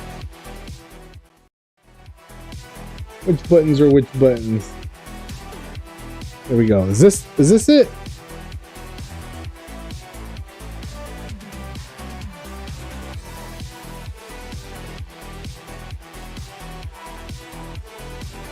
That's it. Damn, dude. Yeah, it looks way fragile, especially if he's hanging up like suspended like that off of little tiny plastic. Bro, if my cat's like knocked that off of the shelf, it's gone. It's over. It's done for. Yeah. What I would have to do is get that, and then one of those cases, those boxes that encase it with the metal bottom, and put a magnet in it so it doesn't fall. If I drop it, it doesn't fall. You know what I mean? Yeah, Void Dragon 6. That looks dope. I'd probably have fun doing that one. It's probably expensive though, like you said. Super expensive. I don't even want to know the price. I'll probably look it up later. Yeah, dude. So that was it, you guys. That was it for painting. We got to get another painting day like in sooner. But next week for sure, we'll be back to paint the last guy.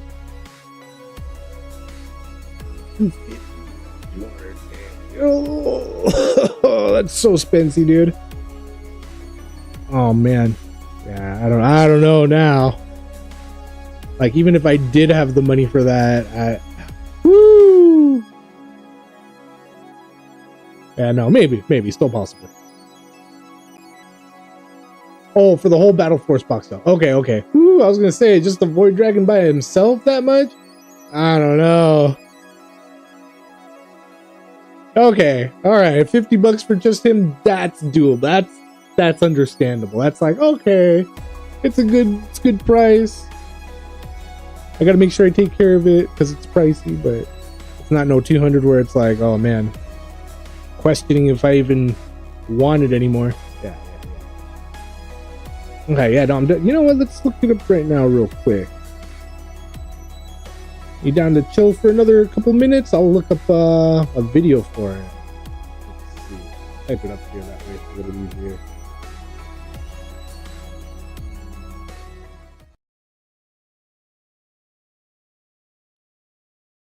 Alright, yeah, let's check it out then. Let's see. Battle Force box.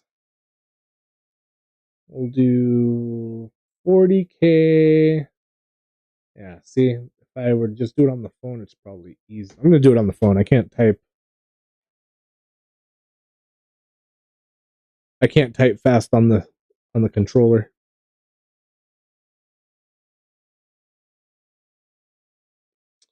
$40K battle box.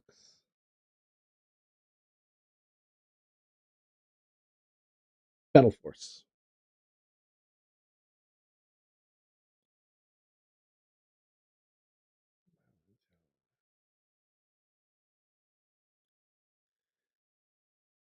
Is it only this price for the holidays? Like, once January comes around, they're not gonna have that price anymore? Because I did say I would go to my local hobby shop for my next buy. Because this box set, I bought it on Amazon, and it's just yeah.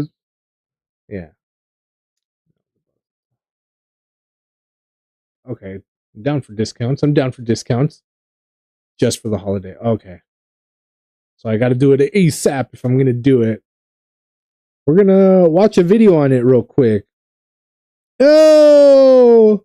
Okay, so I did watch Eons of Battle video for it. I think I watched it on my main account because my streaming buddy doesn't have it watched. Let's see. So we'll rewatch that one.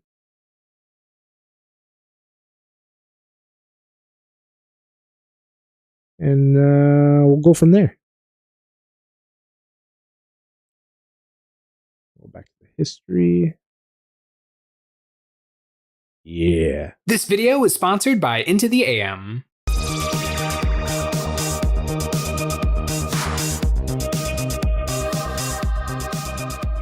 Hey guys, Jay here. Welcome to Models Memories Weekly, episode 191. Models Memories is a show about nothing and is filmed in front of a live studio audience. This is a show where I talk about painting, modeling, and wearing experiences from the week. Now you might be thinking to yourself, Jay, you put out 3 activities a week. How could I possibly have more to say? Well, I do, and here goes. Yeah, I don't want to miss the Games stock. Workshop is putting for pre-order this weekend the new Christmas Battle Force boxes. Also, you might be wondering where I got this amazing t-shirt. Astro Pump! It is from today's sponsor, Into the AM. Into the AM is the best place to find amazing graphic designs and high-quality clothing that'll take your style into the stratosphere. Take a look through their wide selection of clothing from smart hoodies, tank tops and pants to super comfortable flannels and jackets. Everything you need to start styling yourself today is available right from their store. Choose from a wide variety of some of the coolest graphic t-shirts out there with ultra vibrant and colorful printing on high quality and very comfortable shirts. I wear my Into the AM shirts all the time, especially on game days, and everyone loves the cool designs. I especially love all the astronaut shirts. I have most of the astronaut shirts. Starting from November 13th, Into the AM will be having their biggest sale of the year with price cuts of 30 to 60% off store-wide. This is the perfect time to find the right fit for yourself or for a friend for the holidays. And if you thought those prices still weren't good enough, don't worry, you can follow the link in the description to get an additional 10% off your purchase. So take advantage while the time is right to get some of the coolest graphic tees today. The Warhammer holiday boxes are always a fun time, a time of year where you can get a ton of plastic all at once. I've got a few over the years. Actually, last year we went a little nuts. I got the Beast Snagga box. My friend Sean, he got the Double Rogel Dorn box, and Nick got the big dwarf, the big, like, the strong dwarf box, whichever one that one was, but it's always a little bit of fun to look at them and see like which ones are the best deals, which ones are the worst deals. Are they a deal at all? Are they any good at all? Is this Games Workshop giving us really, really good boxes that can upgrade our armies, or is it them just shoving everything that didn't sell over the course of the year into a box and just doing a last end of the year push? Yeah. Well, now that we have the prices, we can calculate it. There are 5 battle forces this year, one for Tau, Necrons, Adeptus Sororitas, Imperial Knights, and Dark Angels. And I have gone through the numbers of which one is the best Jimmy deal. Jams, Actually, what's up, one my was the dude? best deal Thanks didn't for surprise stopping me, through. Thanks but for it hanging did out. surprise me which one was the worst, and that is the Tau Empire Battle Force Retaliation Cadre. Yeah. Introducing the GMC Canyon. Yeah, dude, if I can get a deal, get 1.9%. I'm more down than if I don't get a deal. This box comes with a Tau Empire Commander in the suit. It comes with an XV-88 broadside battlesuit, an XV-95 ghost keel battlesuit, and a XV-104, I love all these numbers, Riptide battlesuit. It comes with all the big stompy robots that the Tau can have. That's so cool, all dude. shoved together into one box. And if you were to buy all of these things separately, it would come out to $335. Bro. And Games Workshop is selling it to us for $240. All so right. that's a savings of 95 bones. Which I mean, that's, you know, that's real. That's a good savings. I guess you could, in theory, say that you're getting like one of the things for free. You're still paying for it. I think it's a really neat box. I wonder, in terms of Tau players, if you're just getting started with the Tau, this might be a good way to build up a ton of points quickly, because I bet the big stompy robots are really expensive points-wise. The Ghost Keel Battlesuit is one of the coolest miniatures Games Workshop makes. It looks really, really sick. For existing Tau players, like if you already have a broadside or a Ghost Keel, I don't know if you really need a second one. And that's usually the thing with these Christmas boxes, is so many models shoved together that even though on paper it's a good deal, is it exactly what you want for your army? Because if it isn't, I don't know if it's that good a deal, but I think the Tau Retaliation Cadre is a very interesting box. But speaking of boxes that might not be as interesting, the Necron Battle Force Hypercrypt Legion. Bro. I have not played Hypercrypt Legion. It is actually one of the detachments. See, I'd be stoked for that box. It comes with all that Satan, and the Shard, Void Dragon. Void Dragon. Bro. Two boxes of Triarch Praetorians. On the web store, they show off Triarch Praetorians and Lich Guard, but they are built out of the same box, so you can have, you know, two of one, two of the other, or one of each. I really like the Triarch Praetorians. They're essentially jump pack Necrons, which are really, really cool. They're also able to just fall out of combat and then charge immediately afterwards. It's really, Bro, really I fun want them ability. both. So I really want the like robot them. I haven't one seen a lot of people and taking this them in robot game one. because they don't Robot hit mech quite as hard and as a lot robot of other Necron skeletons. things. Necrons actually have access to a ton of really good, tough melee, quick moving units. I mean, Wraiths, Ophidian Destroyers, like the flayed ones, they actually have a lot of options when it comes to close combat. So it's a little weird, but I really, really like these guys. You also get 10 warriors. Thank goodness Games Workshop put more warriors in this box. If there's anything Necron players need, it's more warriors. I only have 100 in my army, so I could always use a few more. I only got 100. The Overlord with Translocation Shroud, which is a really, really cool model that came out not that long ago. It's got some really interesting teleportation rules. It synergizes really nicely with the reanimation protocols and the removing a Necron unit off the board and putting them back on the board, essentially uppy downy, but with weird Necron flavor. It's some really interesting stuff, but I have no interest in the Void Dragon. It's really expensive. I think it's like 400 and some points, so it's at least 25% of your army. I like robots. I like Necron warriors. I like Immortals. I like Lich Guard. I like normal Necrons. I don't really go for the big monster units for the Necrons, so that's kind of making me shy away from this box, and just more warriors. I think still you can get warriors for a pretty good price on eBay just because nobody wanted them. When Indominus came out for Warhammer 40k 9th edition, the market was truly flooded with Necron warriors. So getting them in this box, it's okay. It's fine. If they had put anything else in this box, that would make it a little bit more interesting, but this box retails at $339.50 if you bought all of these things separately, and Games Workshop is selling it for $240, so that is a savings of $99.50. Which couldn't even buy the Void Dragon because it's a very, very expensive kit. Another one of the reasons why I'm not super jazzed to get it. This box is okay. I think if you're somebody who likes Void Dragon is super cool and amazing and a gigantic miniature. It looks fun to paint. If you have a Necron army and you want Void Dragon and some other interesting stuff, I think it could be a good get. But for me, I have a gigantic Necron army, so Why is this so hard? I just want a new TV! This Let's guy. stop doing that!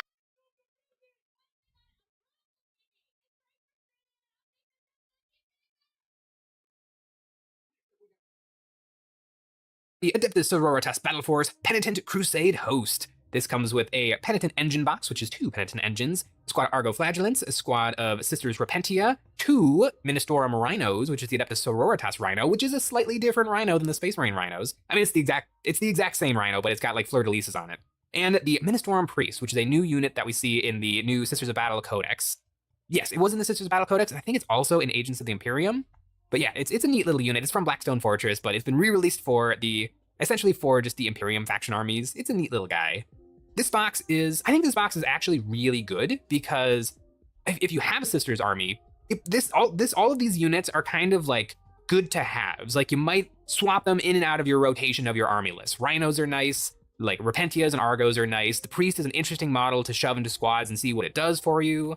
Penitent Engines are great. Like I think it doesn't have any like big, awesome flagship units for the Sisters, which is actually probably good because people probably have already bought the really cool stuff for their Sisters armies. And so it's kind of nice to get things that don't feel like sexy, cool purchases like Rhinos. It's kind of nice to be able to get a deal on things like that. So I actually do really like this box. The only thing I don't like about it is I just personally don't like that Arcos and Repentia are the same exact unit. They're both like naked dudes running around with close combat weapons that are really good close combat weapons. It's just awkward that this like almost the exact same unit twice in the same codex and they kind of perform the same role. They're both really good anti-infantry. I guess Repentia can punch a little bit harder than Arcos, but Arcos get more punches.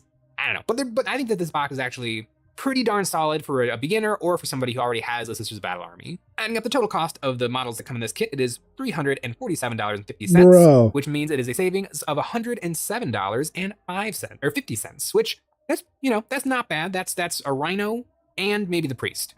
It's just a good box. I think it gets a gold star and an A+. But speaking of boxes that may or may not get an A+, the Imperial Knights Battle Force Valor Strike Lance. That is a weird word to say. This box comes with the Knight Paladin or Errant, and I'm pretty sure even these guys would be cool to have. 2 knights. If you buy a knight right now, you get like you get all of the sprues. You get everything you need for Canis Rex. You can have any of the different arm options or the carapace options. But when knights came out, and for a very long time, there was only the Paladin and the Errant. So you could only have chainsaw and other weapon. And I think, was there even carapace weapons? That might have only came out later. So you only get the sprues to build the most basic knights. You don't get the sprues that you need to build any knight you want, which is kind of a problem. I mean, Paladin is good. He's the cheapest big stompy robot. He actually is pretty efficient because he's a little cheaper than the other stompy robots, but that's just something to keep in mind. If you really, really wanted like a Canis Rex knight, you can't build it with the contents of this box. I assume that has to do with sizing because it does tack on like 2 more sprues to get any of the options. So Games Workshop's probably like, we have to, at some point it has to fit all together in one box. So it's just something to think about with that. And then you get 2 boxes of Knight Armigers. So you get 4 of the little dudes. In my personal opinion, the little dudes actually make knights a little bit less appealing to me because I like the idea of knights. You just have a couple of models, 3, 4, 5 big stompy knights, and you just walk around the board and it's a completely different play experience to normal 40k. But when you delete one of your big knights and you bring like 3 Armigers, all of a sudden those Armigers are kind of doing the things that a squad of Tactical Marines and a Rhino would do, or some, Tau Pathfinders. It's like they're trying to force knights to be a more standard, typical 40k playstyle, which makes sense for gameplay and balancing purposes, but I just want to go nuts and stomp around with some robots. So in my opinion, I don't like Armigers. I think they look really cool, and I may or may not be adding some to my Death Guard army, but it's just, it's what comes in this box. And this box all added up is $370 retail, so it's a savings of $130, which is the best we've seen so far of these Battle Force boxes. I want this box too. In my opinion, problem with Knights is you end up just buying the same kit over and over and over again to make your army, which can lead to things getting a little bit boring. I know building my first squad of Intercessor Space Marines is a lot more fun and exciting than building my 10th box of Assault Intercessors, but Knights are cool. I sort of maybe am working on a Knights army. I've played against Knights a bunch of times and I've gotten utterly stomped. Might pick this one up. Do it, bro. As long as you don't get it, Jimmy. Get it, and then join my Discord and send me pictures of your completed guys, or in the process of it if you want too. I'm down. And last but certainly not least, we've got the Dark Angels Battle Force Inner Circle Task Force. This box comes with the Lion himself, Lionel Johnson, 1 box of Inner Circle Companions, and another box of Inner Circle Companions. You get Deathwing Knights, and then another box of Deathwing Knights. These look sick. And you get Chaplain in Terminator armor. I think this box is fantastic, but not for anybody who already collects Dark Angels. Because if you play Dark Angels, I bet you got all of these things already. Is there anybody out there who has a Dark Angels army who didn't get the Lion? Like, it's the Lion. It's the guy. I feel like he would be like a must buy. Yeah, I got Discord. Dark Angels. So I think if you're just really getting Dark use it, Angels, this would be a fantastic way to immediately have all the Terminators and the cool Inner Circle companions. It's just my name. And Terminator my armor streaming is buddy. fantastic. Getting to reroll all wounds is really, really good. Like, it's just, I like that model a lot. Although, I tend to bring the Ancient. The Captain and Terminator armor, he's okay, but Chaplain and Terminator armor is where it's at. And he comes in this box. I think it's a really, really good box for anybody who wants to get into Dark Angels. Dude, this looks so cool. Near me at my local game stores that the Dark Angels box that came out with the Codex are still ornaments on the they have all over there, them. so they have like so much stuff hanging off of them. If you wanted to start a Dark Angels army, that you could get that box, but I think this box is fine. It is interesting that in the year that the Dark Angels came out, they get a Dark Angels Christmas box. So I want this also leads me to maybe hypothesize that Games Workshop is trying to sell off some stock, because I'm sure they made a lot of this stuff for the Codex release, and maybe they're like, let's try to get rid of some of a lot of this stuff. This box retails at $374 at Games Workshop. It's making a savings of $134, which is a What's messed up is I want all the boxes. Box. All in all, every box has all these boxes are pretty darn good. It's a little sad that we're not getting a lot of Xenos action with the Tau, but did the Tau really count as Xenos? I feel like I don't really know Dark Angels that well, but they look sick as hell. I could even looked at the Eldar box. That would have been something to look at. And you know what else is something to look at? That's right, eonsbattle.com. Eonsbattle.com is the place to find our merch, like the new Nick and Jay dice. It is the best way to support us doing what we do with a membership. Each month, members get 1 credit that they can use on our new terrain release or any previous terrain release we have ever done. For the month of November, eonsbattle.com is getting chaotic with the Desecrated Engine, a war machine that could loosely be called a tank, but such an ordinary word does not properly describe the power of this demonic machine. With grasping chainsaw-tipped claws and a tummy blaster that won't quit, this unstoppable engine of chaotic might can roar its way through a battlefield. This insect-like monstrosity comes fully loaded with armor and weapon options so that it is ready to rumble with any army that dares to face it. It's always fun to look at the Warhammer Christmas battle forces. Of the battle forces, in my opinion, the Sisters of Battle one is the most enticing. It doesn't super get me excited to start a Sisters of Battle army, but if I had a Sisters of Battle army, I probably would be very tempted to get this box, because it does feel a little lame to like buy a Rhino. But if I'm getting a Rhino and it comes with Argos and Penitent engines, you know, it softens the blow a little bit. Out of the other boxes, though, none of them super light a fire under me to get them. And what's important to think about with the deal factor of these boxes, most of them are around $100 Robes in on savings. top of power armor is one of these from a friendly local game store, then that can be 15% off. So the savings get sick, even though. better. Now, I mean, robes over with the Games Workshop Christmas boxes, they usually episode go pretty quick from the 3 Games Workshop web store. Anakin Skywalker, when he's like Darth Vader with his robes, bro, you know the power that's into those robes. So maybe reach out to like your these favorite guys, you know the power that's into those robes. Feel them out. You know, better how watch many out. Sisters of Battle Battle Force boxes are they thinking they're going to get from Games Workshop so that you can I like how they're just ordained with little ornaments, little if you don't little want trinkets here and there. every single thing that comes in that box, then it doesn't really one that matter had if you're saving a bunch of the money. If you just if you don't build the rally Void Dragon, flag, there's the big no old point to flag. getting the Necron box. That looked sick so too. maybe whatever you're looking for Santa to bring you this holiday season, make sure you get exactly what you want. And if that's not a Battle Force, if that's just one Ministorum priest with flamethrower, maybe just get that guy. Make sure you get exactly what you want. Let me know in the comments below, what do you think of the Christmas boxes? Do you think $240 is an absurd at least they're price? not Because shower that's shower a lot robes. of money. Do any You know, of these boxes bathroom have you robes. excited? Do you think that you're just not going to bother That this would year? suck. And do you These that just look not want to deal with probably the Games Workshop web store is going to crash, because it seems to crash every single year as everyone tries to get these boxes all at the same time. Thanks for watching. And don't forget to click the link in the description and check out Into the AM for an additional 10% off your purchase today.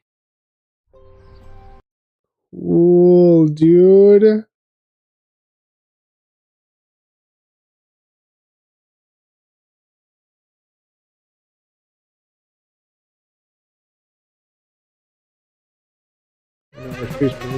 Propaganda choosing your space marine Warhammer chapter. Podcast, episode 46. I'm your host. Are the orcs Orcs superior are to humans? better than humans in every conceivable way. At least, that's a sentiment that's been argued by the orc fans within the 40k community since the very beginning of the franchise.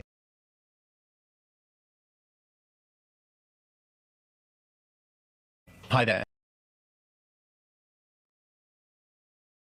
Yeah, we're just eyeballing now.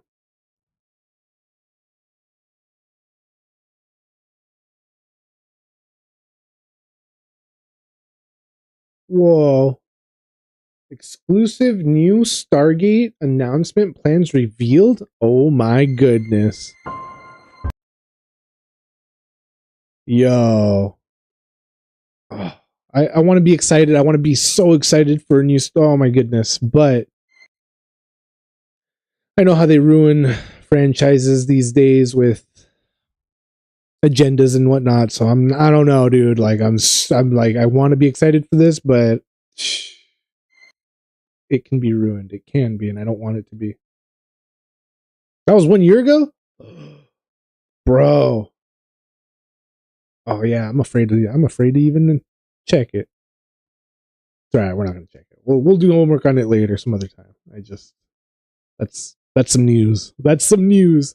Orcs are better than humans. Alright, we'll try that one out. Check that out real quick. Orcs are better than humans in every conceivable way. At least that's a sentiment that's been argued by the orc fans within the 40k community since the very beginning of the franchise. And on one hand, I get it. The orcs are clearly having way more fun than everybody else in the grim darkness of the 41st millennium, as it's a galaxy that's plagued by constant violence, and getting into a good scrap is what every orc lives for. The orc fans themselves seem pretty confident in this assertion, that their particular favorite faction is better than all the rest. And as ridiculous as it sounds to everybody else, because we all know that the orcs are a bunch of rampaging hooligans that don't care about nothing but fighting, I have to admit that the orc players are pretty convincing. I don't know about you, but I've personally never met an orc player that I didn't immediately like. They just seem like much more well-rounded people, you know?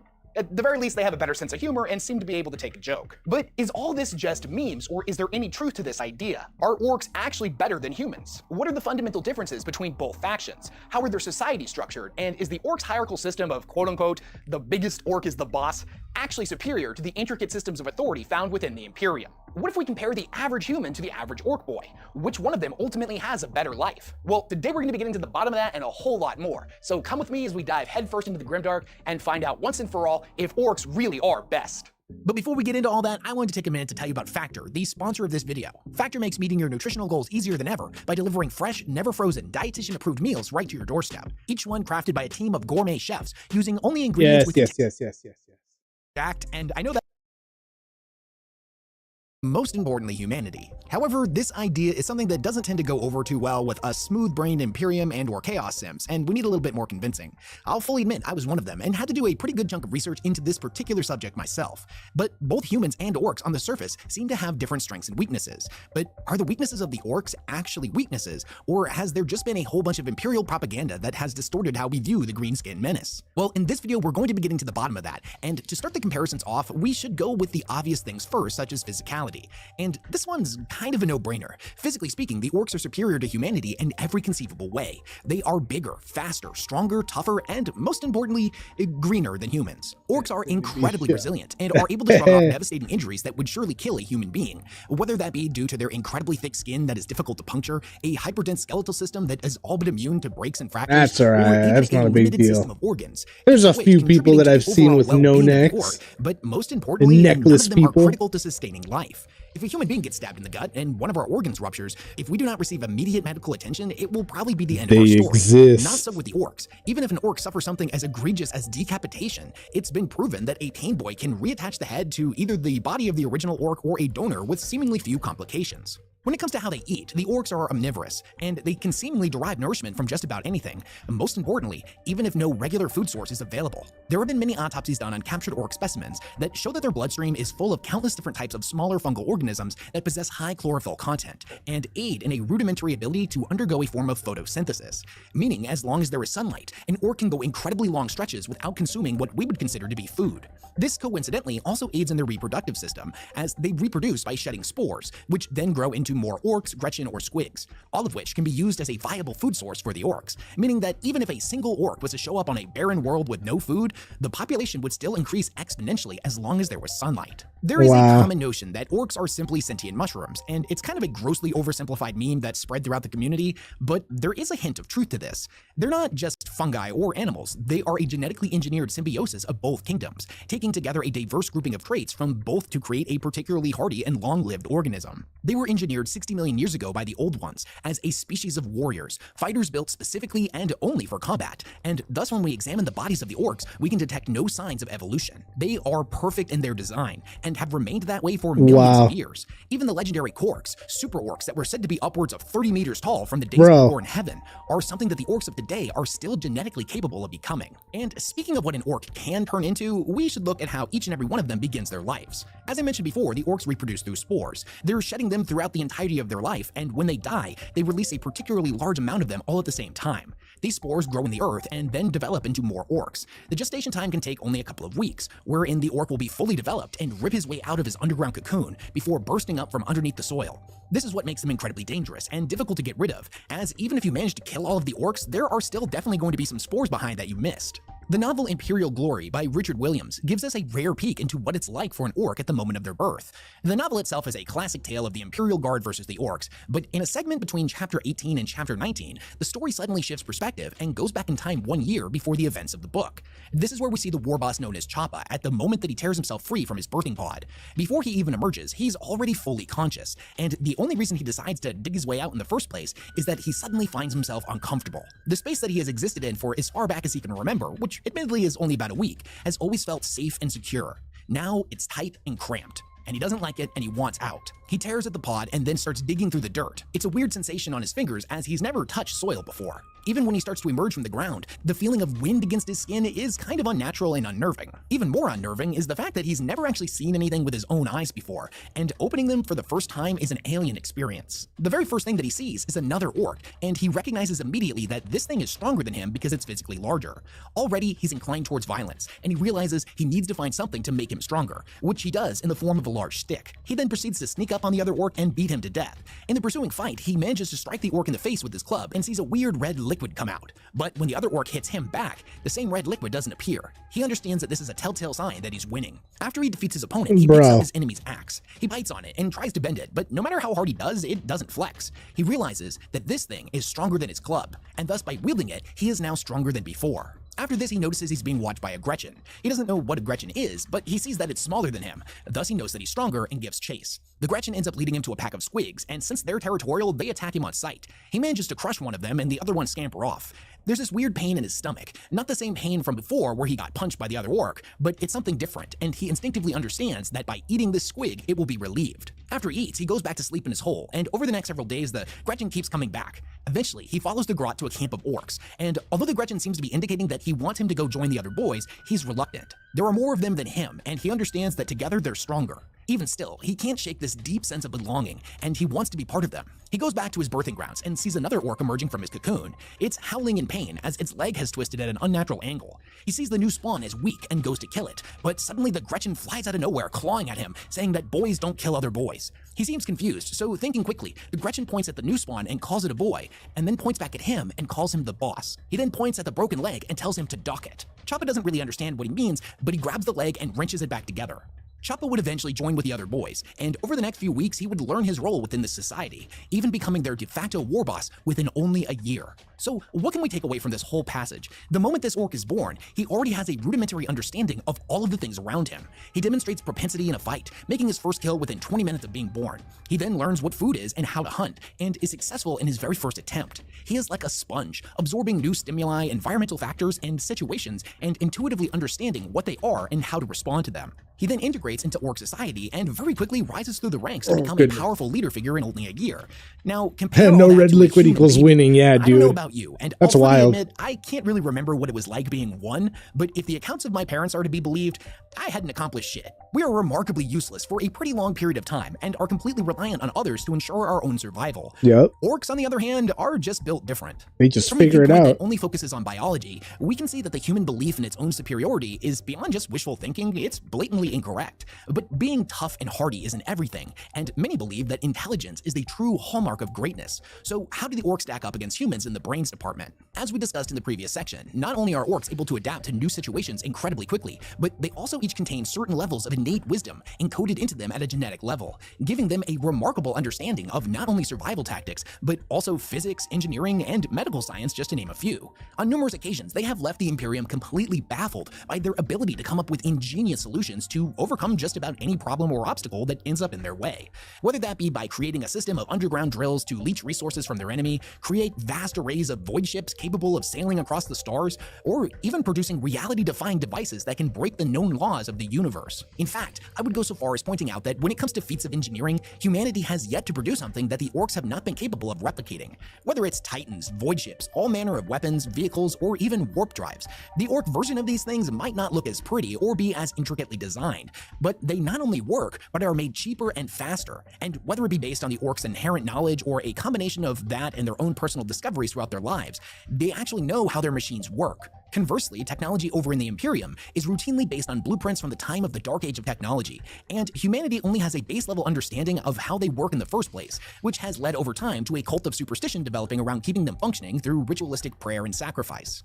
If you know any one thing about how orcs structure their society, then you'll know that, quote, the biggest orc is the boss. This is a fundamentally true statement, but the statement itself has much deeper meaning than what we get on the surface level. Why is the biggest orc the boss? Well, clearly it's because he's bigger and stronger than all the rest. Thus, yeah, dude, for sure. And any individual orc that would attempt to challenge him would probably get clobbered. But as I established before, yeah, dude, to paint something like that and have them all bloody and rusty and just together. And if at crazy any moment looking, they didn't feel like following dude, the boss's so orders, cool. they could simply overpower them and elect a new boss. This isn't to say that that doesn't happen, as bloody disputes over who really is the biggest and toughest are a time-honored tradition amongst the orcs. But if this is the case, and an entire group of orcs, or one particularly cunning boy that comes up with a really clever plan, could take the position of boss for themselves, why do they choose to follow any given individual? Well, let's examine that. The biggest orc is the boss. Orcs get bigger the more fights do a small box of every faction. Understand this. So when they see do an a orc that is small bigger box than them, of orcs they're not one following day, him do out a of fear, small a sense of duty, box or of, if I'm being honest, not even Tau really out of a sense robot of respect guys one either. day, It's do a because a small large box. orc demonstrates a rare quality that is particularly attractive to the boys.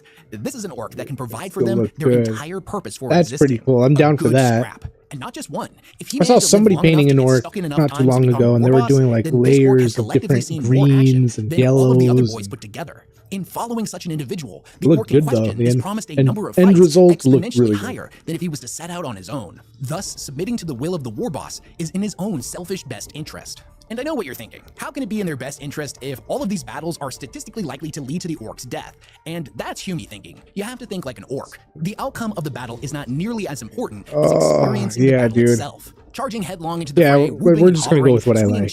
Definitely Necrons and Daka into the enemy is a highly desirable state of being for the orcs.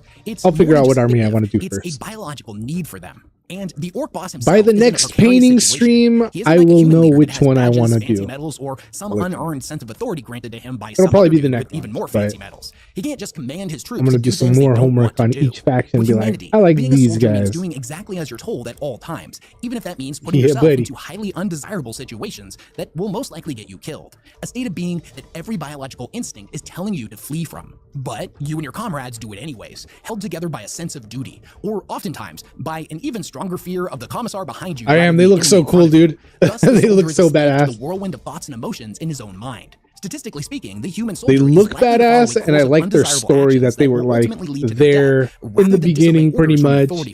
The orc boss, wanted on the eternal hand, life. They were told no, and they still got it, but it was a curse. And it's like, oh, bro, be careful what you wish for. Providing for his people exactly what they want, or risk taking a chain axe to the teeth. Even outside of battle, every single orc knows their place within society. They know what clan they belong to, they know what they're good at, what specialties they have, and what role they fill within their tribe's culture. Dude. No matter what they are or how old they get, they always have a purpose. There's also always room for upward mobility. If you're a particularly talented mech boy and you earn the respects of the orcs that enlist your services, you can build a bigger and better shop. Same goes for a pain boy in his clinic. You should have just chilled, Necrons, relaxed it.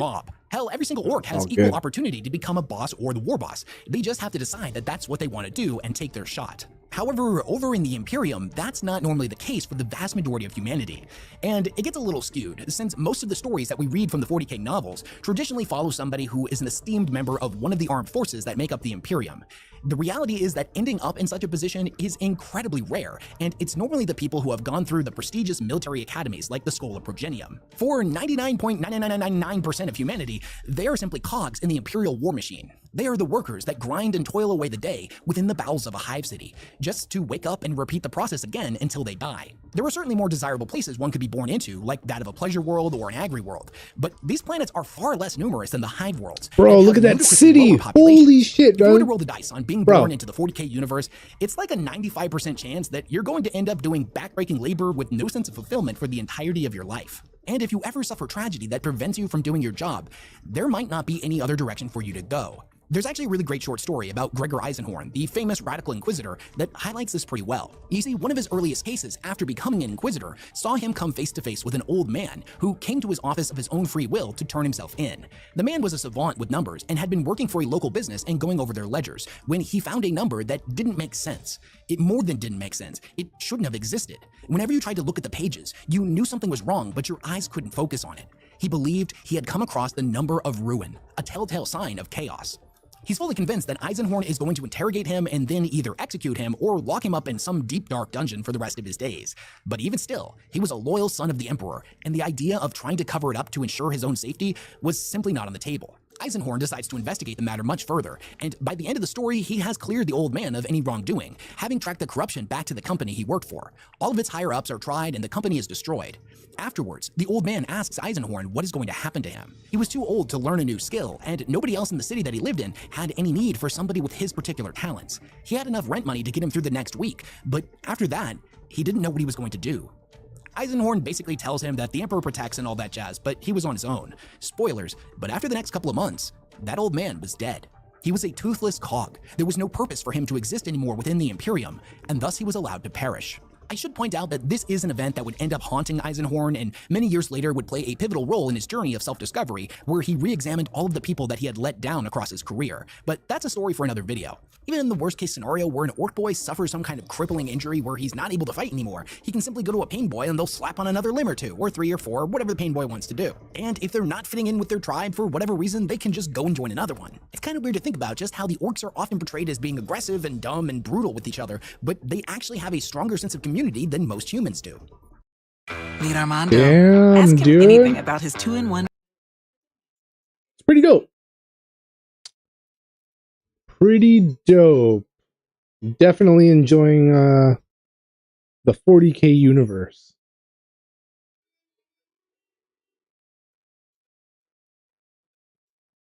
In the grim darkness, there is only war.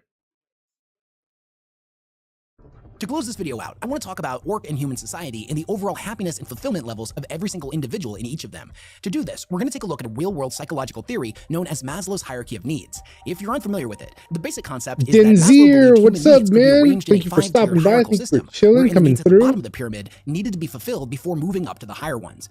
But each of them played an integral part into the overall happiness, well-being. I'm so new to the. I'm still pretty new to the scene. I'm not sure who the deceiver is. Two sections. The bottom 2 being deficiency needs, whereas the top 3 are growth needs. But all of it's the bottom 2 layers are badass. concerned with basic I'm survival, loving and it. there's no budging on any of these. We just won't finished survive painting a long couple without of the air, guys. food, water, rest, and shelter. Once We'll those things are definitely be taken back care of, next the week to individual do needs some things more. that are going to guarantee that they continue to survive, like having a good state of health, being properly employed, and having some form of protection.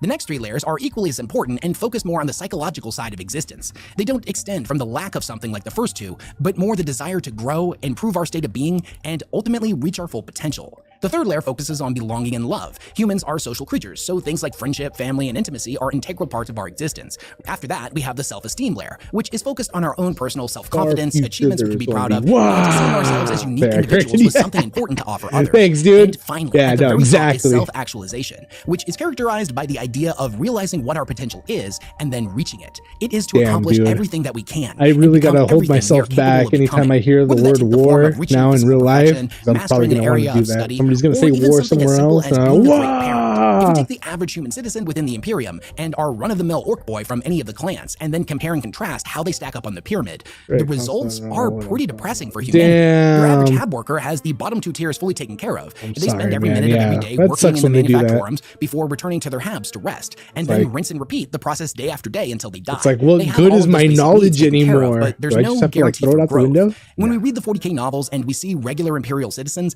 there's always this notion of bleakness just beneath the surface. With my Yu-Gi-Oh cards.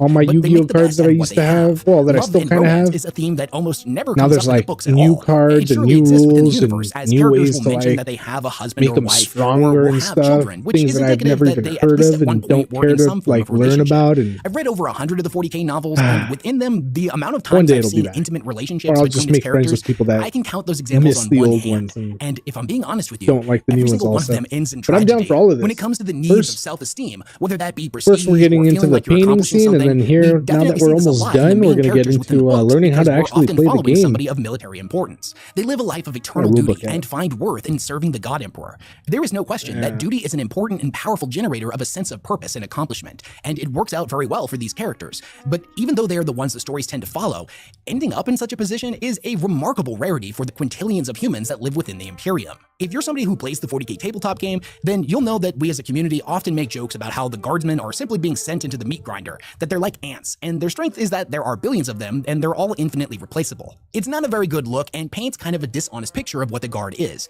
Getting accepted into the Guard is incredibly rare, and considered a huge honor for not only the individual, but for their friends, family, and sometimes even their entire town. They have been chosen for a higher purpose, to serve the Emperor and deliver his divine judgment across this blighted universe. Not only does this give them a sense of self-esteem, but also a sense of accomplishment and a community with their other soldiers. Even though life in the Guard is frequently portrayed as a truly awful existence where death is around every corner, from a mental health perspective, it's a lot better than what the majority of humanity has to endure. If we look higher up the hierarchy within the Imperium to things like commissars, inquisitors, interrogators, naval captains, generals, etc., these are the characters the stories tend to focus on, and they give us a warped perception of what it's really like to live within the Imperium. The reality is that even more so than just becoming a soldier all within of it, the right? Militarum, Maybe bits and pieces. Like I gotta do some homework for the teeming masses. Whether you're a I farmer listen on to an agri-world, stories and a like the lore manufactorum worker videos, within but a they hive don't city, stick or as you're an well indentured as servant on a if I were to pleasure read them world. This is myself. likely all you will ever So I know. kind of like It's listen all to your them parents a ever couple knew, times. and it's all your children will ever experience as well. And if you cannot find your purpose in Yeah, I this, gotta start then from a the life of beginning crime again. may be your only escape. Because the And Necron then story the is best outcome dope. for I you like is it. that I maybe just you'll don't at least remember find it that peace well, when but you're yeah. inevitably captured and lobotomized into a servitor. By Wow. comparison, life as an orc is infinitely better. Your basic needs are And then taken the care old of by your ones, the tribe. whole You have a old sense of ones community thing. because you're one of the boys. A mad mob of hooligans out for a Lovecraftian scrap and a good laugh. Your essence esteem to is it. always sky high because orcs are the best. And as long as you're fighting, you're accomplishing something truly remarkable. Orcs fight to live and live to fight, and thus they have all become self-actualized. But even if one of them does have bigger dreams of becoming a boss or even a war boss, then all they gotta do is be particularly brutal or particularly cunning and crump the other boss. There's room for upwards mobility in any direction they could possibly want to go, and if by some miracle they don't fit in with their particular tribe, they can always just join another one. Hell, that's the whole point of the Freebooters. It's a bunch of miscreants that didn't fit in anywhere else, so they became fucking orc space pirates. And when orcs die, they believe that there's no better way to go out than roaring across the battlefield in a high-speed dragster, firing off volleys of Daka and Hell screaming yeah. at the top of their lungs. The bigger the explosion that takes them out, the better. And then upon their death, they go to the Great Green and join with Gork and Mork. Humanity, on the other hand, is conflicted Reminds me of on the their guys belief, from even though the majority of them have had faith in the God Emperor forced on them that by the Fury ecclesiarchy, Road, Mad and Max most of movie them Fury do take Road. comfort in that faith. The plague of doubt and chaos corruption Those are pale rampant guys. throughout human Witness society. me! Not so with the orcs. Not a Witness! single one of them has any doubt about their place in the universe, what life's all about, and where they're gonna go when they die. When comparing your baseline human to an orc boy, orcs just have better lives. That's an undeniable fact. And if I was to roll the dice on being born in the 40k universe, I sure do hope I'd be born as an orc, because every other alternative sounds like a hellish existence. That is, unless I got born as a Gretchen. If we're talking about grots, then you can literally take everything I said in this entire video and throw it out the window, because their lives are the worst. But what are your thoughts on all this? Do you think the orcs are really as intelligent as I've made them out to be, or do you think they're just a pack of big dumb brutes that are obsessed with fighting? How do you think they stack up against humanity? Which society do you think is better, and which would you personally rather be a part of? Also, what's your favorite piece of orc lore or bit of technology that you find particularly ingenious? I read all of your comments and I try to reply to as many of them as I can, as nerding out about Warhammer with you guys is my absolute favorite thing to do. Damn. Anyways, huge thanks to everyone who supports the work that I dude. do, and I will catch you all on the next one. Hell yeah. That was down. That was down. I love all of it. Every bit of it was great. Definitely gonna keep the Warhammer going. Yeah, we're not stopping Warhammer anytime soon, I don't think. We're almost done with this box set. We'll use our Christmas money and get another box set of some sort. Either some Necrons or that one that had the Primarch in it and had all those ordained guys. That one looked pretty good. And the Tau box looked pretty good. But I gotta pick one of those before the holidays are over. And while supplies last, of course. Damn, dude. Well, beanie's all messed up over here. From my from that thing I was using. magnifying glass helmet thing. Well, guys, that was it. That was our 40K stream, our painting stream. We watched Toy Story. We did pretty good. We did all right. Next week, man, maybe I might throw a painting stream before next Tuesday. Maybe just to like clean them all up before we do the lieutenant or the sergeant on Tuesday. We'll save the sergeant for Tuesday. Keep the important stuff for the day that we do it. But if I try to squeeze another painting day before then, I have something else I want to paint. It's like a ceramic angel thing from, you know, some family member or something. We're gonna give it a little touch up, and if we do that here during the week, I'll do touch ups, the detailed touch ups on the Marines, while we do other little painting projects around here. See you around, buddy. Hopefully you have a life story. I don't know what you have next before you finish your intro box. Yeah, dude, I will. I'm gonna do some homework for sure. We're gonna get it figured out, and if I come, you know, I gotta bring it all down to one box set, or, you know, one faction or one something, and if it comes down to two, we'll do a coin toss for what I do. We'll see how it goes. But yeah, dude, I appreciate you guys for being here. Kudoshito, I appreciate you, my guy. Denzir, thank you for stopping through, hanging out. Jimmy Jams, thank you for stopping through. Bella Truth, hanging out, thank you for being here. Area 51, also for showing up and being part of the action. Germ Graves, I appreciate you, my dude. Ubi showed up right quick and dipped out pretty fast, but thanks, Ubi, for stopping through. Who else was here? Alright, anybody else that was in the chat that I didn't mention, I'm sorry. But thank you for being here. Thank you for watching. And for all the lurkers out there, thank you for being here. Thank you for watching. I appreciate you guys.